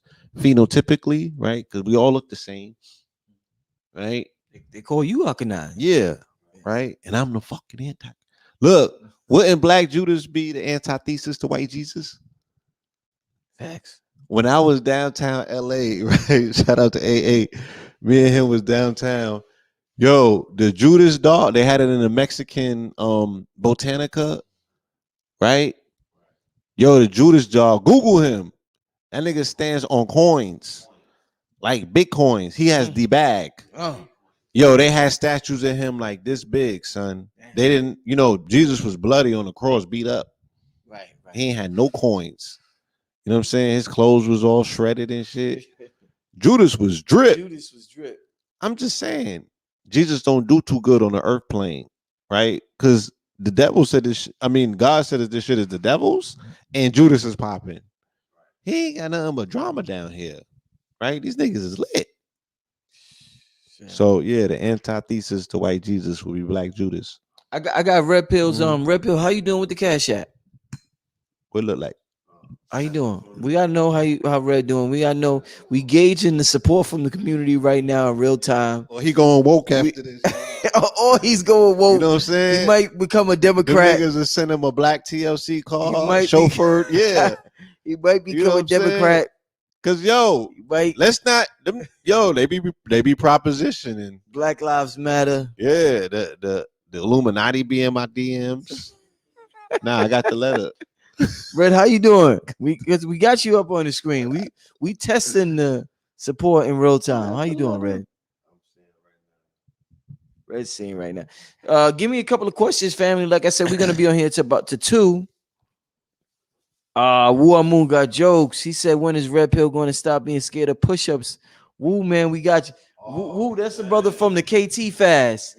That's the brother that be Oh, it's lit. Salute. Thank you, family. Okay, so we real and we yeah. Yeah. Now that we got that out the way. Goddamn, Red. Oh shit. Oh, Yo, talking about making the rain on the player. You know what I'm saying? Front of him and let. Nah, that's what's up. You know what I mean? Yeah, You all appreciate it. Reciprocate the love. Yeah. Shout out to I ain't gonna throw your whole name out, but shout out to N Dennis. I vicariously got $2. I got a spillover. Somebody sent me $2 and shit. You know what I mean? But that nigga called you out on some push-ups, son. Wu Moon. Yeah, Wu Moon did call you up. Because you know what? When we had the what fast happened? with KT, you disappeared. You said you was going to be a part of the push-ups and you disappeared. So the people still remember that, Red. They say, Oh man, I didn't even disappear. What are you talking about? You wasn't there. I did it we did it without you. It was a day that you did it? During the fast. During the whole fast. Me and KT. Bro, my bad. My camera wasn't on. I wasn't in the class like that. You know what I mean? So I didn't even know that I missed push-ups. So how many push-ups I got to do? Bruh, just be there the next fast. I'm there. We gonna do it soon. You gotta be there. Yeah. KT got some new shit, some purple CMOS shit out. He got some new shit. Man, we seen some purple CMOS today on the field. He got some new shit, man. We had purple and green. Yo, it was crazy. Yeah. Yo, Blue, they asked what Blue. I know you got the gold, the gold water. They said what herbs are good for mental clarity? You got Yeah, gold is good for mental clarity. It's not an herb though; it's a mineral. But there's something else. You got the lion's mane. Lion's mane, yeah, I know. Yeah, which is a medicinal mushroom, and it works wonders. I'll let the people in the chat tell you about it. Smart moss, right? Smart moss. Yeah, there ain't nothing to play with, and we got smart moss gold now. So you got both components of lion's mane for mental clarity, and you have the gold for mental clarity and astuteness. So that smart moss gold is off the charts. They want to know what's your and thought. It's in stock, so they can get that right now. Give them the website. Goldwater.com. We do have it in stock. What's your thoughts on what? They want to know what's your thoughts on the. I didn't even hear about this. Like I'm out the loop. Thoughts on Catholic churches burning down in Canada? I have no idea what's going on. Oh yeah. What's happening? They toppled first. They toppled some statues of Queen Elizabeth and her mama, and then they started burning the Catholic churches. This is a response to the mass graves that they're continuing to find, each grave having more in each grave. So the more bodies were being found. It started out as like 125, then it went up to 250. The last grave they found was like 300 and change, and these are underneath the schools. Not the home of the bastion. Not the bastion of the home of the liberals. Yeah. Canada? Democrats don't kill people. What are you talking about? Oh my God. Canadians don't kill people. Yeah. So that ties into a lot of the stories that we've heard over the year about Queen Elizabeth's trips over to Canada and the children that used to come up missing. You know what I mean? Rampant stories about that. And the fact that they were feasting on that indigenous population that are like, beyond vassals of the states, because we would be considered the vassals. They have certain other, they have them on an extinction, a lot of the serial killings that take place in Canada. There's a whole bunch of things that are targeting that community. So yeah. We're talking about a population that has been designated for extermination, and niggas think that they got it bad. No disrespect, right? We got a lot of trauma to talk about. You know what I mean? But you have a designation of society that they came over here and intentionally eliminated. And all of these people got cosmic origins. All of their stories are of cosmic origins. These are star people from star nations that have been maliciously exterminated by colonizers over here. Somebody need a butt whoop, right? And in the Americas, the equivalent of that will be called emissions, right? They got these big edifices out west when you go out west, and they call them missions. And these was the schools that were utilized to break the indigenous children that were taken from military campaigns of them fighting their parents, and their parents wasn't no pushovers, right? When you go into the legends of Marin County and all the way up in the Bay and all of them places where they growing weed at now, Right. where Tupac first got beat up by the police, where the Redwoods is at. Right. They had problems with these indigenous people. These indigenous people was ferocious fighters. They had to break their children, so they sent them to schools called missions out west, and they looked the same way.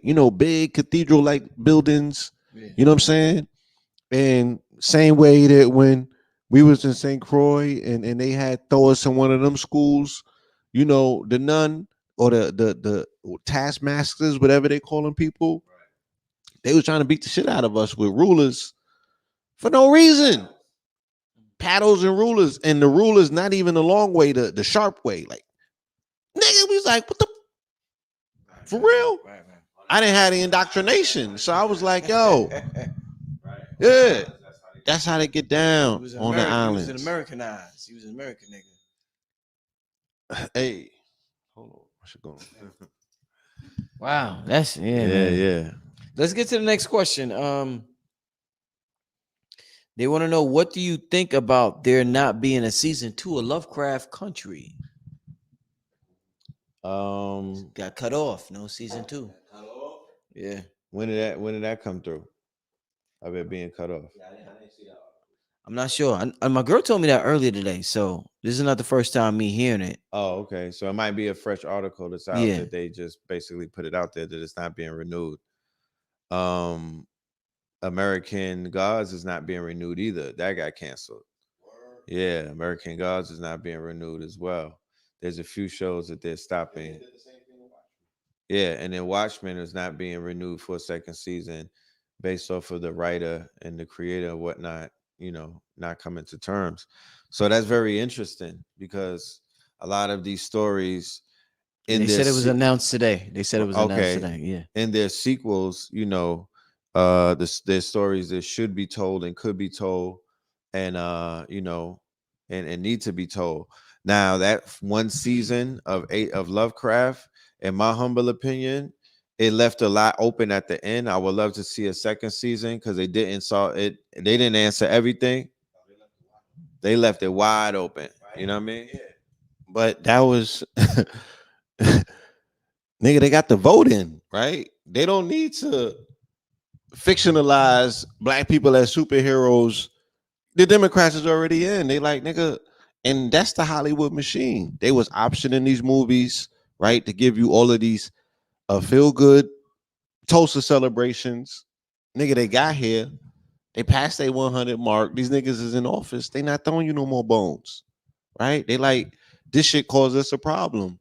Now we unearth. They demanding us to go and unearth bodies in Tulsa to find bullet holes and skulls and all of that stuff that they finding right now. So I think that there's no outrage, there's no marches, there's no outcries.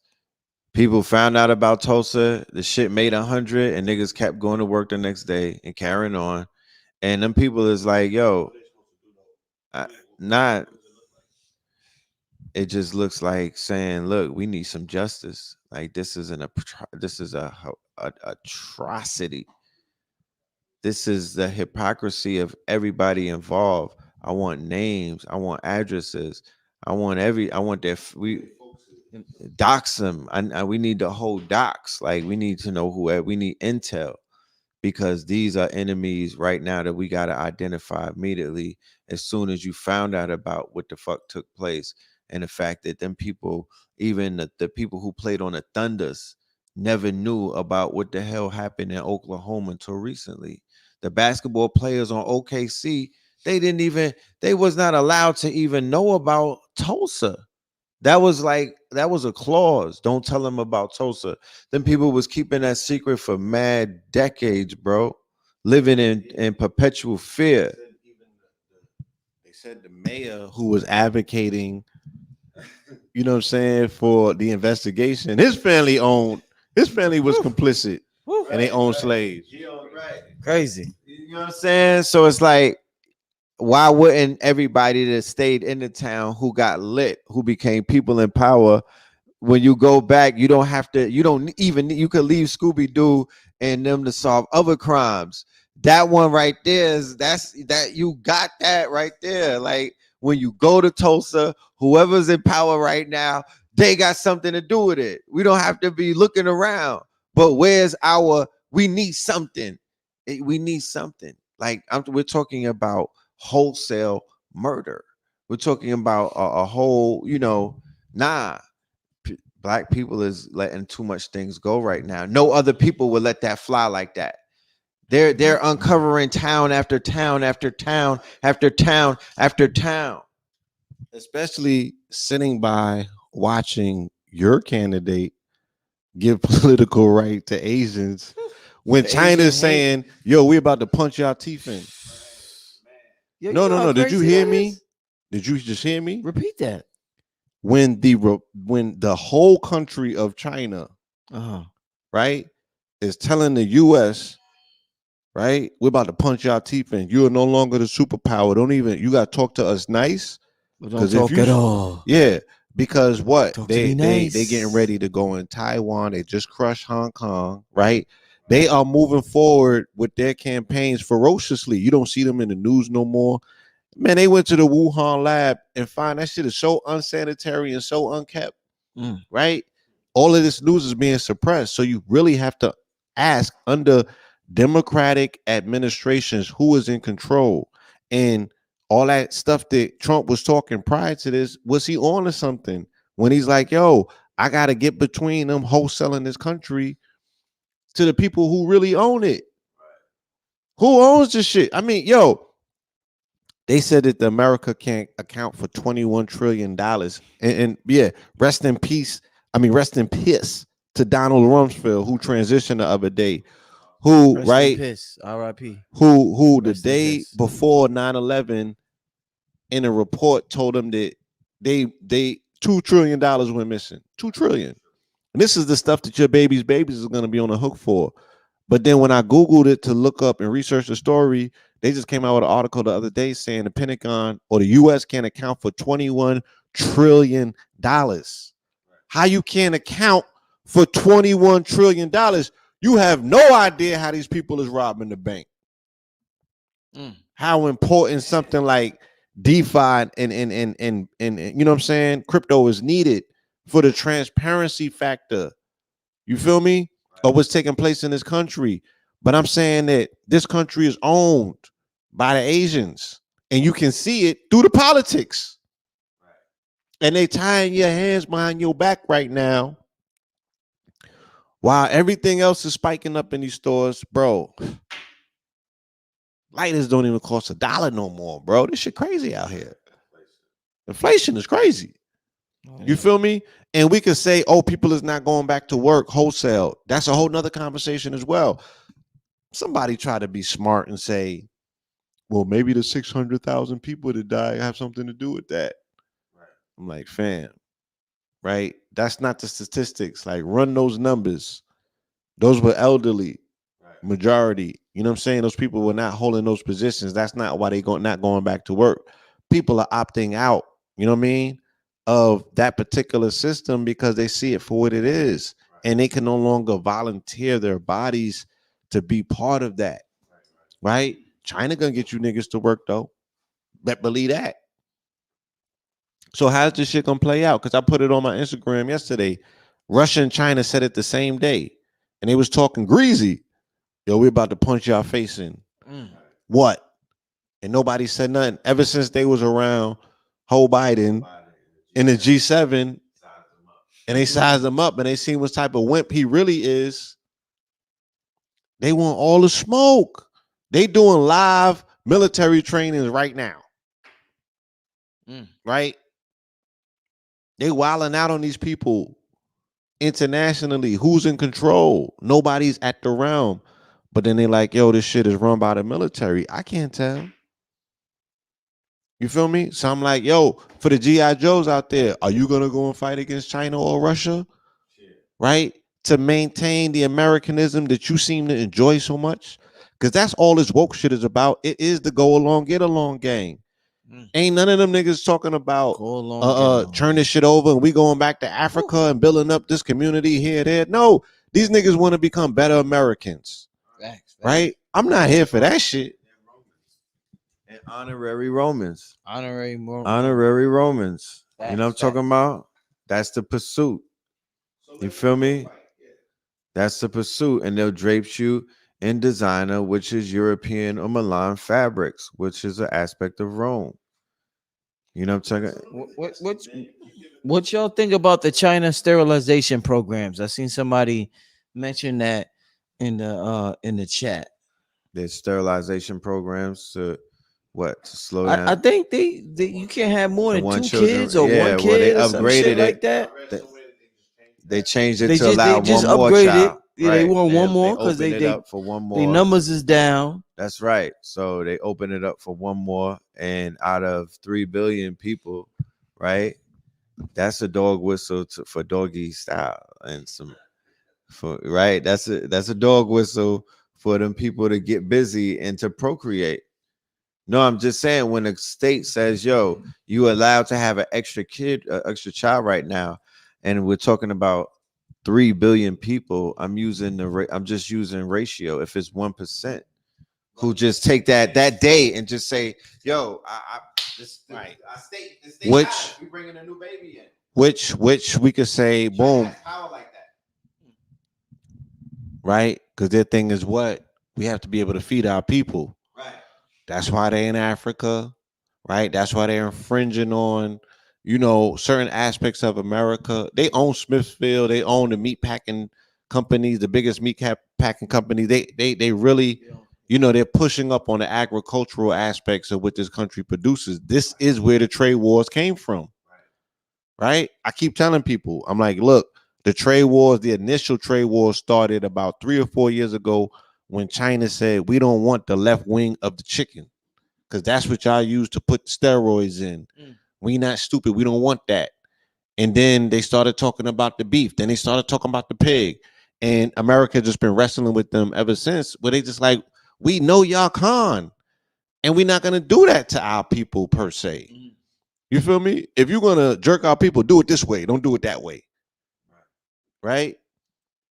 So is that responsible for a government that still can't secure enough food to feed its people? Is now telling them to go and hyperpopulate? Right.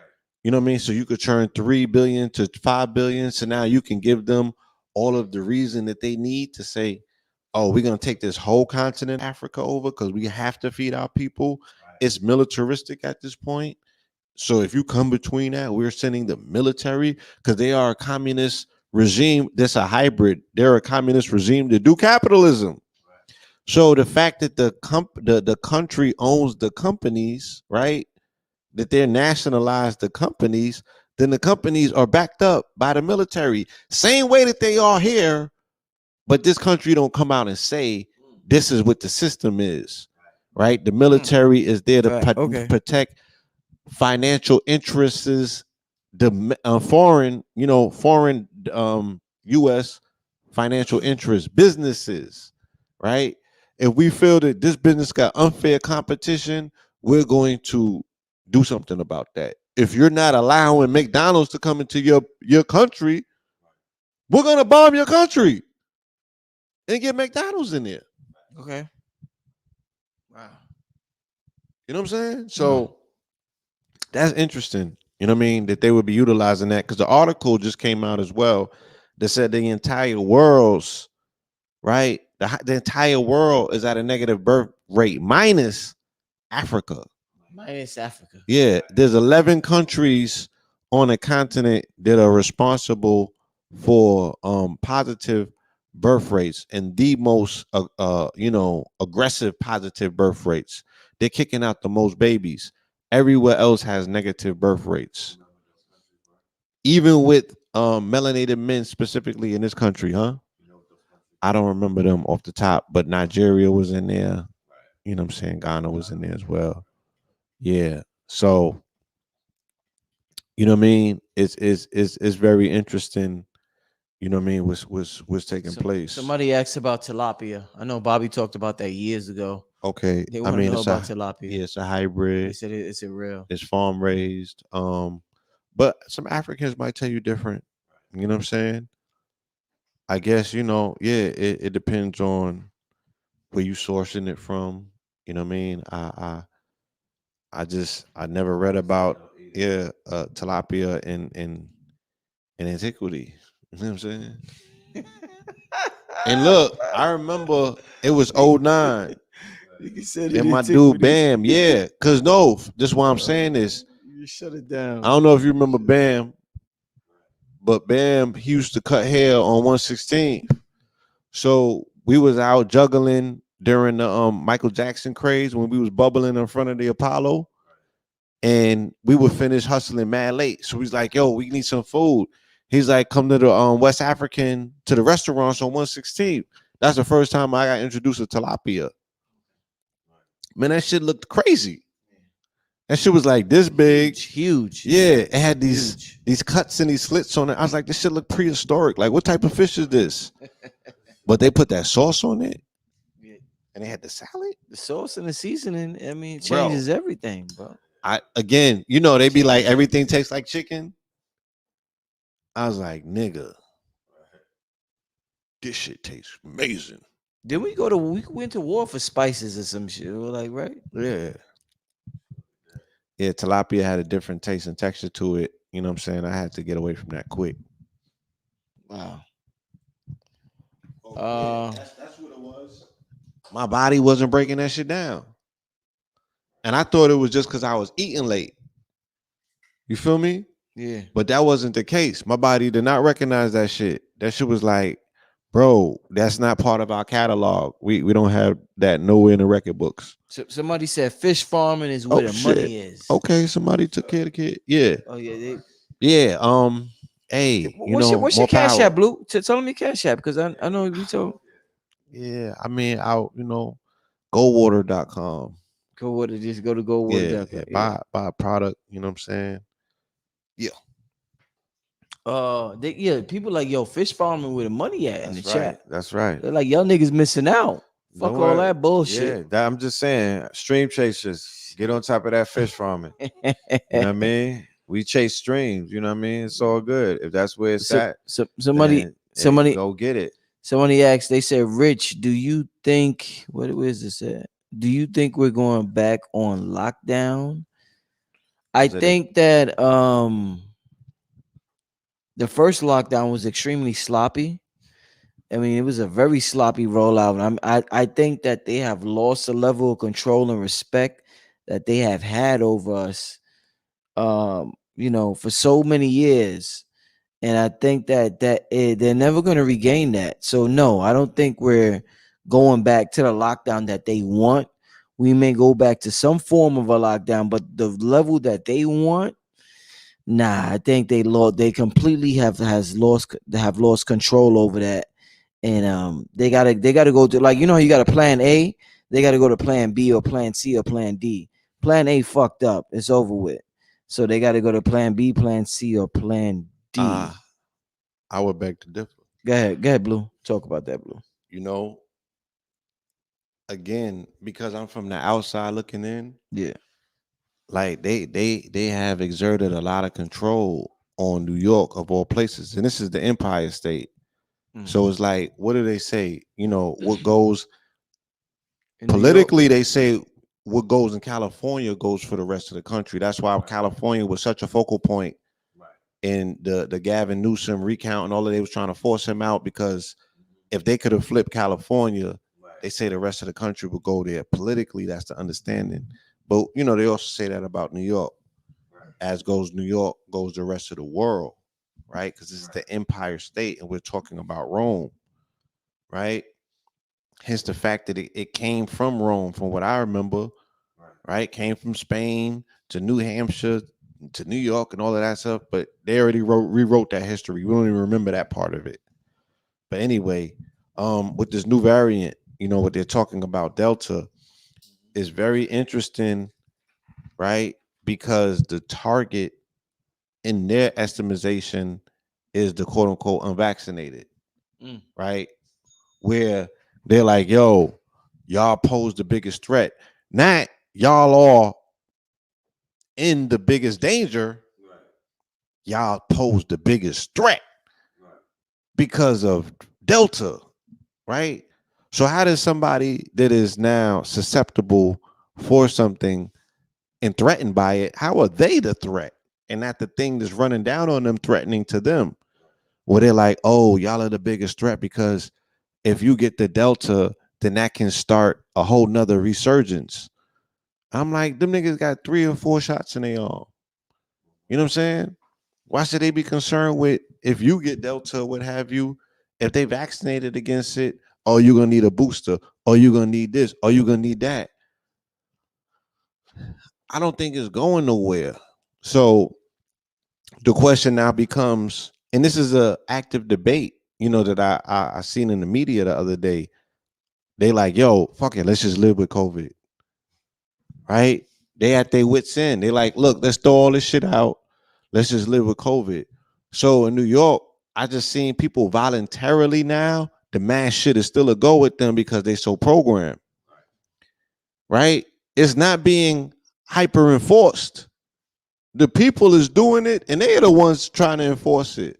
Why you don't got your mask on? You know, you such and such and such. You know what I mean? It's not even that many signs. And I traveled around the country. I mean, I ain't been everywhere as of recently, but I went a few places as of recently, and those places are still stressing it.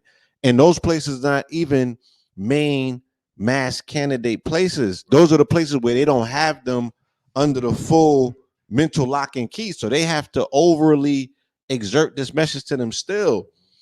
You know what I'm saying? But New York, you don't see it everywhere per se, but the people is programmed.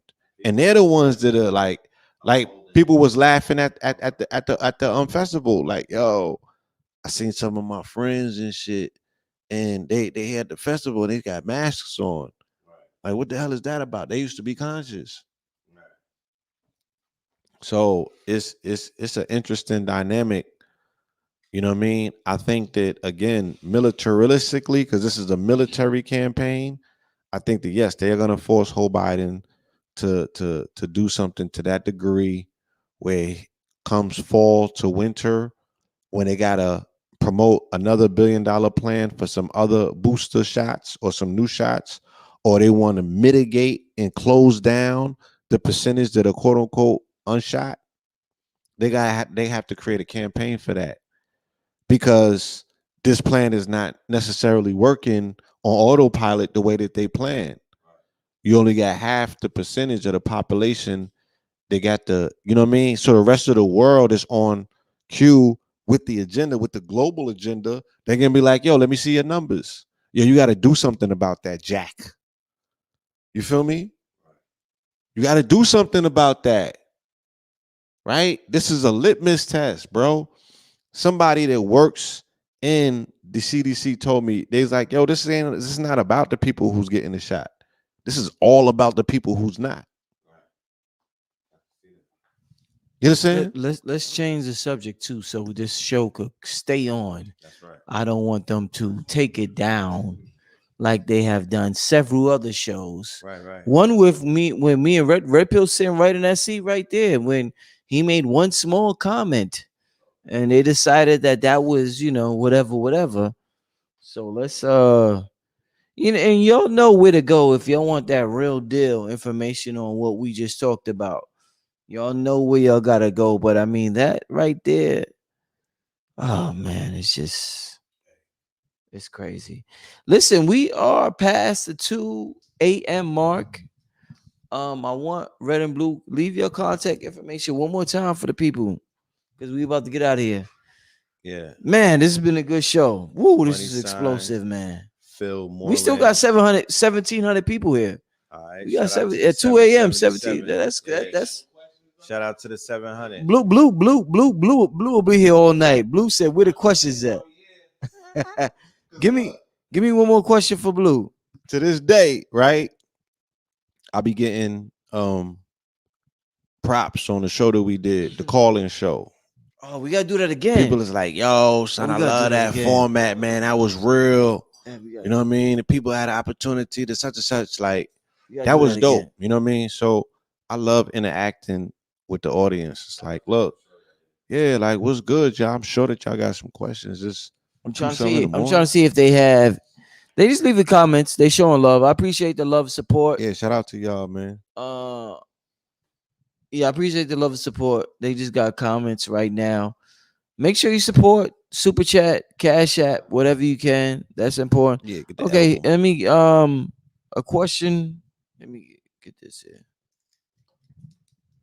Get that album, y'all. They want to know, are athletes? Where did this question go? The chat be moving so. Shout out to all of the time. college athletes whose lives changed today. Oh man, that's a whole shout other out to all of the college athletes who are about to start selling their own likeness and control of their own image, and now are going to be able to monetize their whole game in ways that has never been accessible to these negative $40 million slaves. And I say that the college players are negative $40 million because they're not even the $40 million slaves. They're negative 40 million because they made 40 million, but it's negative because they didn't get it. You never got it. You never got it. Shit. It's logged in on their account, always in the red, because it was a bill that was stopping the flow to say, nah, through paperwork, through a bill, through some type of legislation, we made it that where we gonna work you niggas. I'm talking about we gonna pack.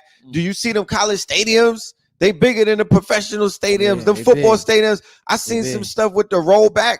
I was like, son, this is the Coliseum. Yeah.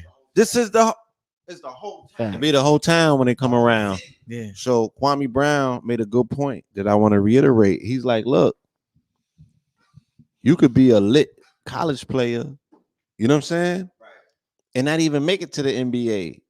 Right. Your jersey's still selling 10, 20 years. You're not getting a penny for the work, that sweat equity that you put in. You feel me? Yeah. Like none of that go back to the block. You gain them skills around the way, homie.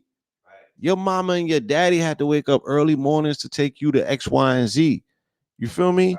You had to get your bumps and bruises on the tarmac only to go that far in your institution, which should still be applauded and heralded because the school thought enough about you to bring you to their program, and you bust ass and put up points. Right? And you can't benefit from none of that. Damn. And then in some situations you could get traded out of that school and sent somewhere else.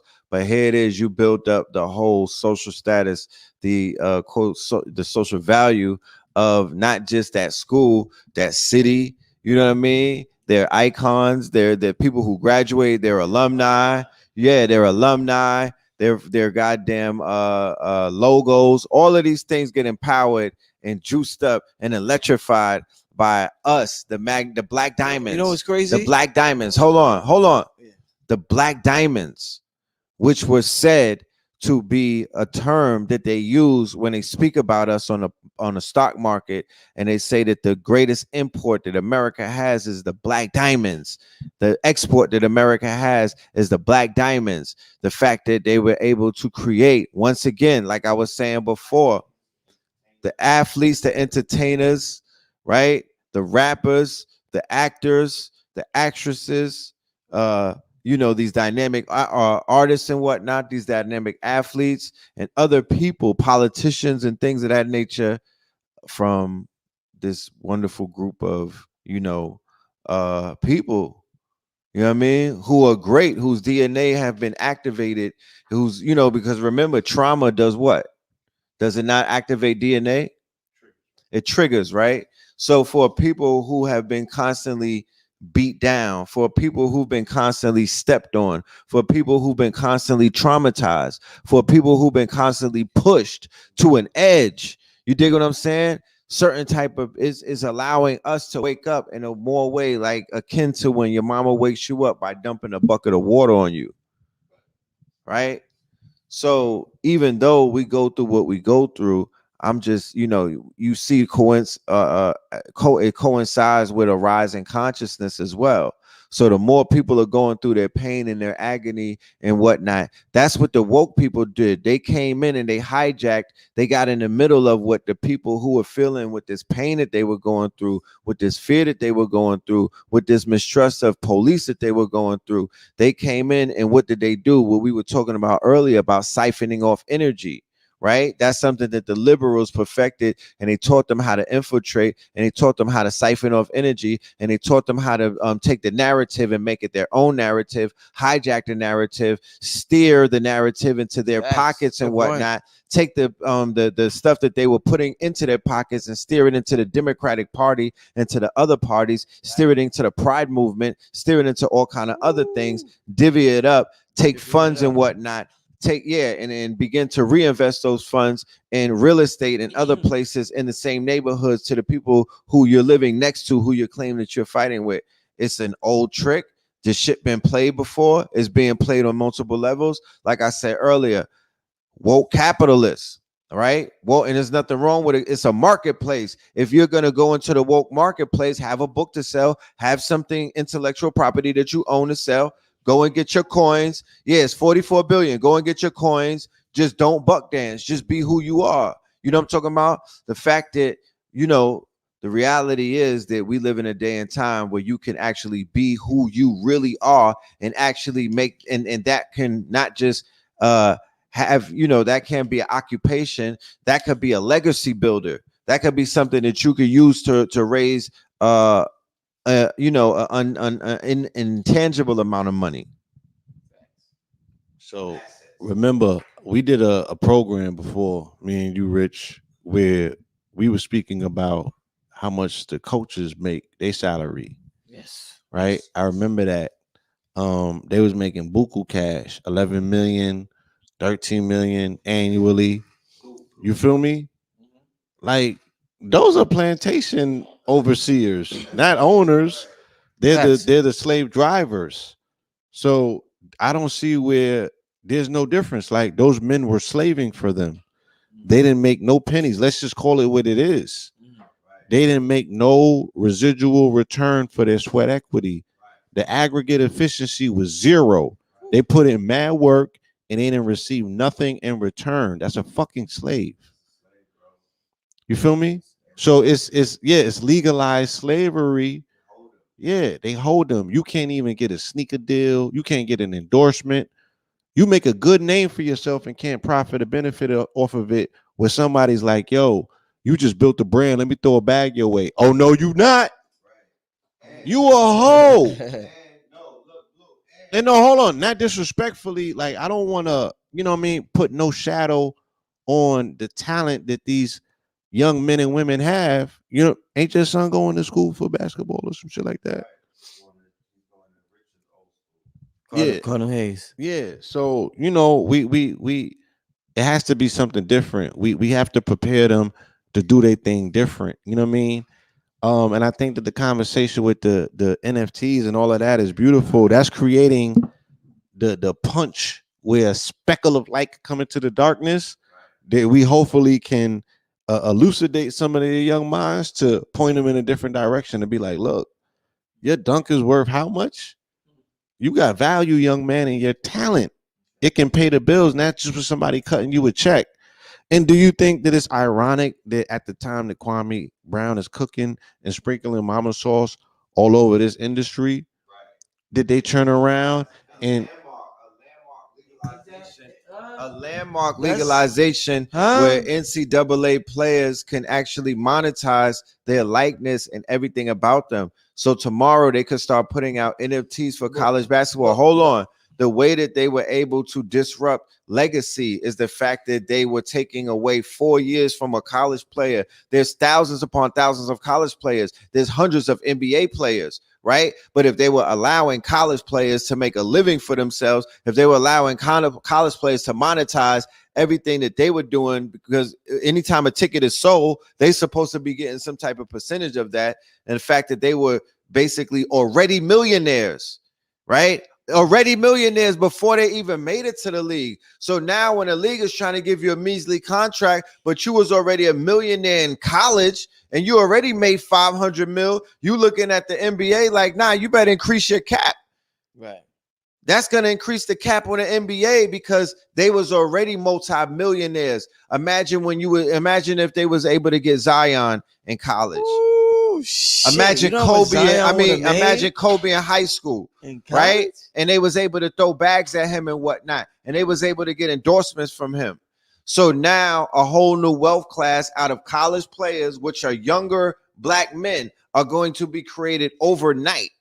Who is ready to line up to show these young men what to do when they get these advances, when they tap into this wealth, when they are able to, open up different streams of income. That's what's very important. You know what though? Remember what we talked about, and we was like talking, and how people say talking don't amount to nothing. Right. Look what Kwame Brown talking has done. Kwame Brown talking in his podcast has changed the world. Whether it's the Breakfast Club, the biggest show on earth, one of the biggest shows on earth, right? Whether it's the NCAA, all he talks about is the NCAA and the college and how they take advantage of the players and the high school. Like that's all he talks about. Right. And like you said, the landmark decision. Kwame Brown has made a huge difference on culture in the world within 2 months by just talking, bro. You're being shown in this metaverse or in this reality that we live in, once again, that all is mental, right? And the truth shall set you free. So when a person stands on a certain truth and they deliver it and they're consistent in their delivery, right? You will begin to see results in reality. You know what I mean? That's how the pillars of this matrix is shaken through the word, and through the action, of course, but it starts with the word. So exposing, shining the light, pulling the veil back, making it plain, sprinkling mama's cooking on, a situation that needed some seasoning and whatnot, calling out certain people for who it is that you see them as, and then those people responding and showing the people that they're exactly correct. Like, you were spot on in what it is that you were saying, because hit dogs bark. And these people are showing you get him talking about Stephen A. Smith, and then Stephen A. Smith comes out and tells on himself. And falls on his sword. I just want to make my boss money. Right? He basically that's like if they were boxing and Tank hit homie with the TKO. That's you not coming back out to fight no more. You just, it was like, you know what? I don't even want to fight. I'm gonna just let the world know that, I just want my boss to make some more money and see how I could get a few dollars. Hey, you should not be bad mouthing nobody. Facts. For some of the decisions that they may make. Facts. I mean, he has the right to critique anyone as a sportscaster, but I'm talking about the Stephen A. sauce that he's known for when he starts pit bulling and he's on attack dog mode. Then when these people don't roll the fucking drill for you. Yeah. You could tell it in some of their speech. I could hear Don Lemon. I know when he's reading off of, because all of them is reading off these prompters, and it's somebody that looks wild weird in front of them while they're talking with hand movements and whatnot. And then there's a teleprompter, and these people are reading scripts that somebody who don't look nothing like them have written. That's the difference between us and them. That's the difference between me and you. You dig what I'm saying? You're reading something that was already pre-prepared at the hands of somebody else's mind with those people's agenda and the way that they want to show, that their narrative and the way that they want to paint the picture, his story, right? When you could be telling the mis story, because can't nobody tell the truth like the one who's living it. Can't nobody tell the truth like the one who knows it. You dig what I'm saying? So when you hear the truth and the truth is presented, like you put the dirty glass next to the clean glass of water, when you hear the truth, you hear the fucking truth. And then when you hear the other people speaking, you know that that's not the truth. So tell the truth and shame the devil. Listen, thank y'all for joining us tonight. It's been a wonderful, wonderful conversation. I appreciate all the support. Powerful conversation. Red Blue, is there anything y'all would like to leave the people with before we get out of here? Yeah, the redsummermerch.com, the redsummermerch.com. If you want to get your physical copy, which is a collector's item, go and buy it, or you could stream it on all of your streaming platforms. The Red Summer that's on all of your streaming platforms. It's the summer album right there. $ Blue Pillow 44. Goldwater.com, GOLDEWATER. Also be on the lookout for that Convos with the Cosmo. Me and Kibalon. We bringing a classic to the masses.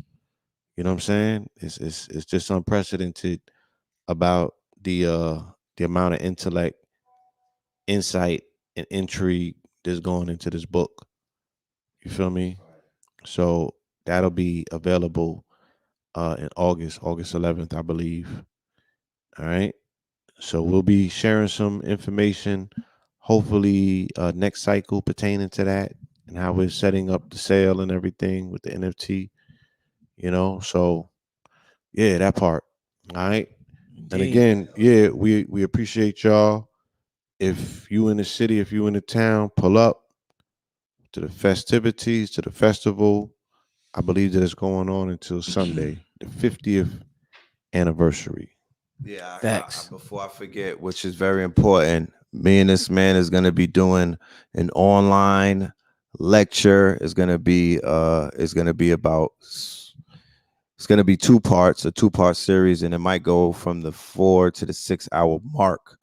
The link, I sent the link to Rich, so it should be in the description. Click on the link, get your tickets. We'll see you on the Zoom. It's going to be very information laden. Bring your pens and your pads. It's entitled The Emancipation Ain't Freedom, and the Evolution Will Be Digitized. All right. So we're going to be breaking down a lot of the stuff that we were talking about tonight on top of some other information. So with that being said, love and light to the family. Peace. Yeah, we out of here, family. Peace. Thanks for tuning in. I really appreciate it. Peace.